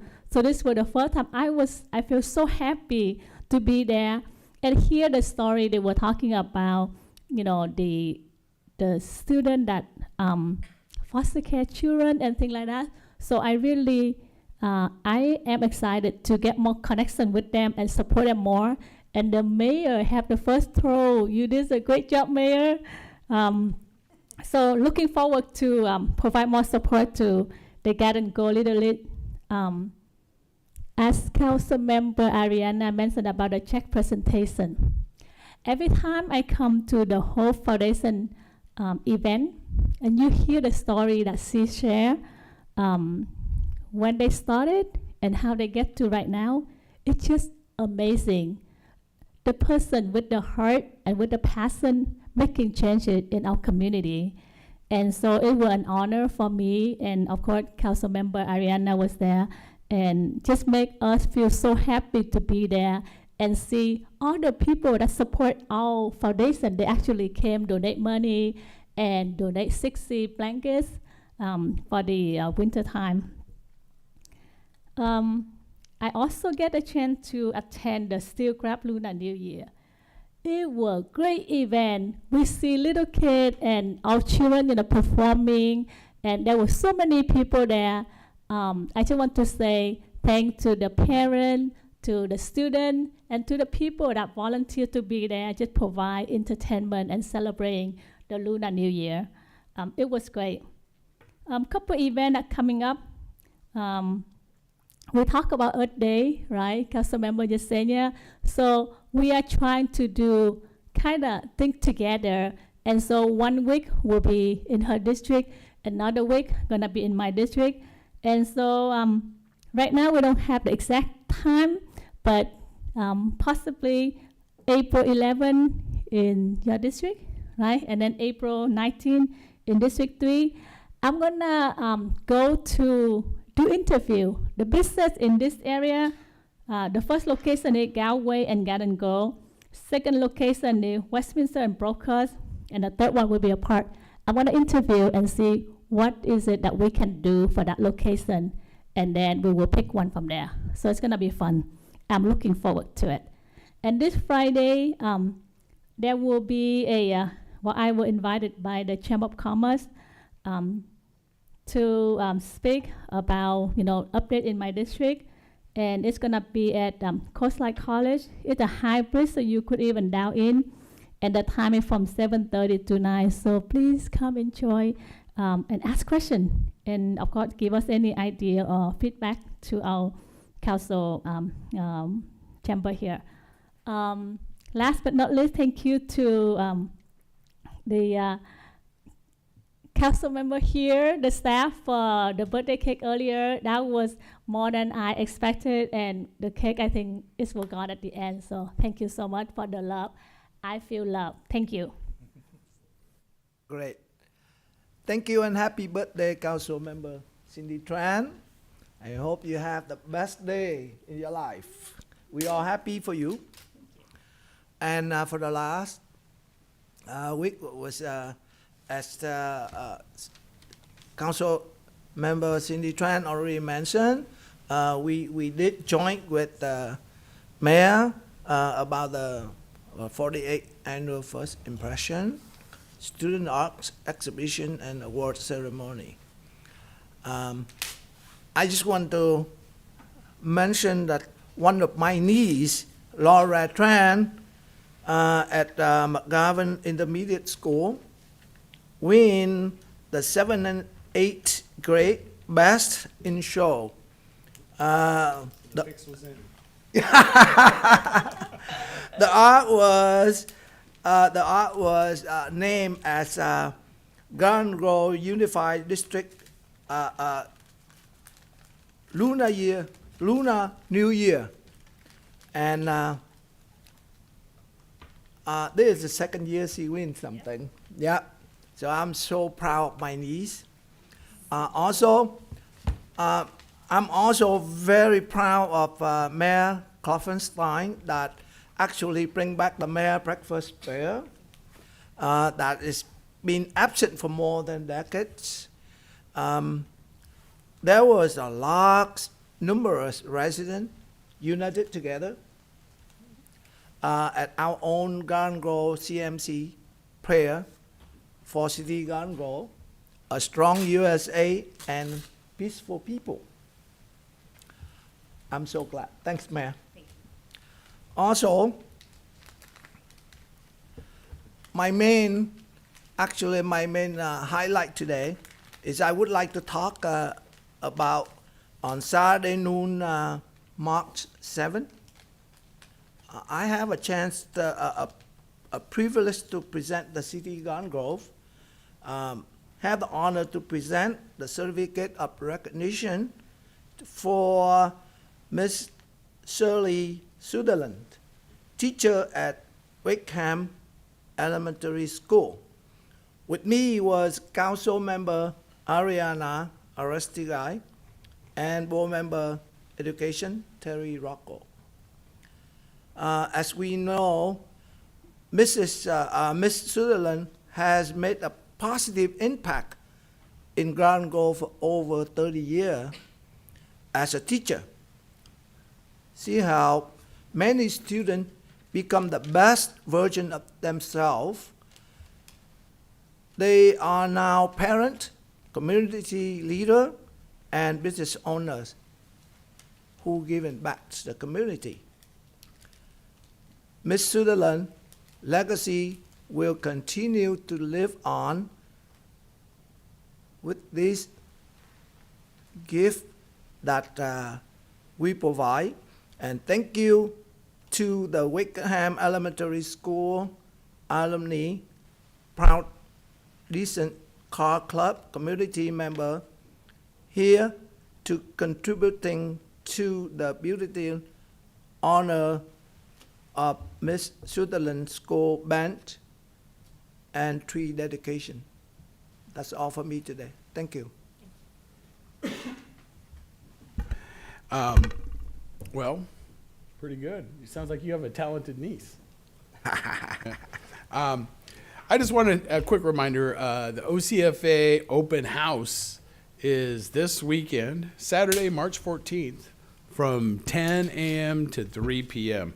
Really kind of a cool family-friendly event.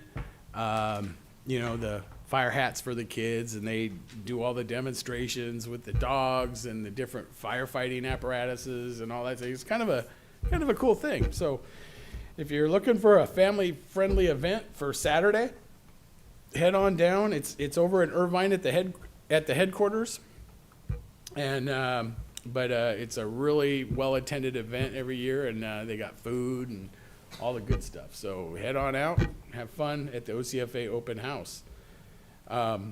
We had a speaker come in earlier, and I had talked to her, over the last month or so. She'd started calling about the cul-de-sac, and I guess it's a convenience store of sorts that's opened up in the house next to her. I really would appreciate if staff could look into that. I know they'd already kind of done so, but this continues to escalate and get a bigger problem, and the community deserves better than that. It's not a commercial zone, and obviously she doesn't have an ABC license to be selling alcohol, and I have no idea what kind of license you need to sell bugs. but I'm sure there's something with the health department you need. I mean, it does. So let's look into that, please, staff. Happy birthday, Cindy Tran. So it's awesome celebrating your birthday with you, and the cake in there was really good. So anyway, happy. I often talk, you know, we're getting this new police headquarters across the street, and the building's being built, and we're getting close to finishing it. This summer should be the unveiling. And I talked about Bill Dalton, our former mayor. He retired from the Garden Grove Police Department. He was a lieutenant, went on to become a council member, and then he went on to become the mayor after that. Very, very well-respected mayor. I think everybody loved him. You know, didn't matter what political party you were in, I mean, he was just very well received and very well respected. He really cared about this city. And I thought, you know, what more appropriate thing, the man who led the whole project, I mean, over 25 years ago, he was the guy who was taking community members for walks through the old station, showing how antiquated it was. We really need a new station. He was, you know, trying to really build the public support for this early on. And so I would like, and hopefully I can get a second, a resolution at the next meeting to name the new police building in honor of Bill Dalton, the Dalton Police Headquarters. And I don't think we need a big sign or anything, just on top of the dedication plaque, you know, that we're already putting in, something like that. But anyway, I'd like to I'm happy to second that, George. Yeah, I was gonna say the same thing. I don't know what the process is. I don't know. Do we need to bring something forward to look at what that would mean or what that would look like? Do we need a formal vote, or is a second? It's not a lot of work to do that, so if we don't need a formal vote, but you know, just to know Is there that the consensus? council supports it. Okay. All right. Very Thank good. you. And you can bring that back at the next meeting and we'll vote. Thank you very much. And that's all I have. Thank you very much, Mayor Pro Tem. I just wanted to make mention, yes, the mayor's prayer breakfast was February 26th. It was a beautiful morning. There was, gosh, maybe close to 200 people there, which was wonderful for an event that had sort of hadn't happened in well over a decade. So that really meant a lot. I think the community really enjoyed coming together. The keynote speaker was our police chaplain, Pastor James Scheller, and he gave a beautiful message of unity, which I think was truly heartfelt and appreciated by the community at large. I had the honor of giving a Spirit Award in the community, and I was very touched and honored to give it to the family of Pastor Eric Williams, who tragically passed away in October in a cycling accident. His love for the community, the teen center in West Garden Grove, and his church community, he's done so much, and he was also a very dedicated member of the Garden Grove Community Foundation as well. So it was a beautiful morning, and I'm very grateful to all the staff that helped make that possible. So thank you for that. George afforded me the opportunity to attend my first Eagle Scout ceremony. So I want to congratulate Cooper Johnson on becoming an Eagle Scout. It was wonderful to see that ceremony and for him to be there and speak so highly of scouting in general, his mentors, his troop leader, his parents and family. It was a beautiful ceremony. So that was a great opportunity, and I'm very happy that I was able to attend. And then finally, I want to mention that the spring season is upon us, which means excavation is coming. This is a wonderful community event. It's held at Atlantis Park. It will be Saturday, April 4th from 1 p.m. to 4 p.m. Atlantis Play Center, if you don't know, is located at 13630 Atlantis Way. It's one of the best parks. And this event will feature egg hunts, carnival games, inflatable obstacle courses, a petting zoo, photos with the Easter Bunny, and much more. So now is the time to purchase those tickets, and they do sell out. So definitely head to our city website. You can purchase tickets at ggcity.org/excavation. And happy birthday, Cindy. Thank you for my little token. I appreciate that very much. City Manager. Thank you, Madam Mayor, members of the City Council. I have taken extensive notes of the follow-up items, and I'll be happy to report out later on implementation and action items for you. Just only one note, just congratulations to our Honorable Mayor for being selected by Senator Strickland as the Senate District 36 Woman of the Year. Thank you. So Thank you very congratulations, much. Mayor, on that Thank you. distinction. Thank you. And look forward to the ceremony where you're presented with that recognition. Thank you very much. City Attorney Sandoval? Yes, Mayor, and we did have a closed session, two closed sessions, 2 items earlier today, and there's no reportable action. And happy birthday, Cindy. All right, very good. With that, we stand adjourned.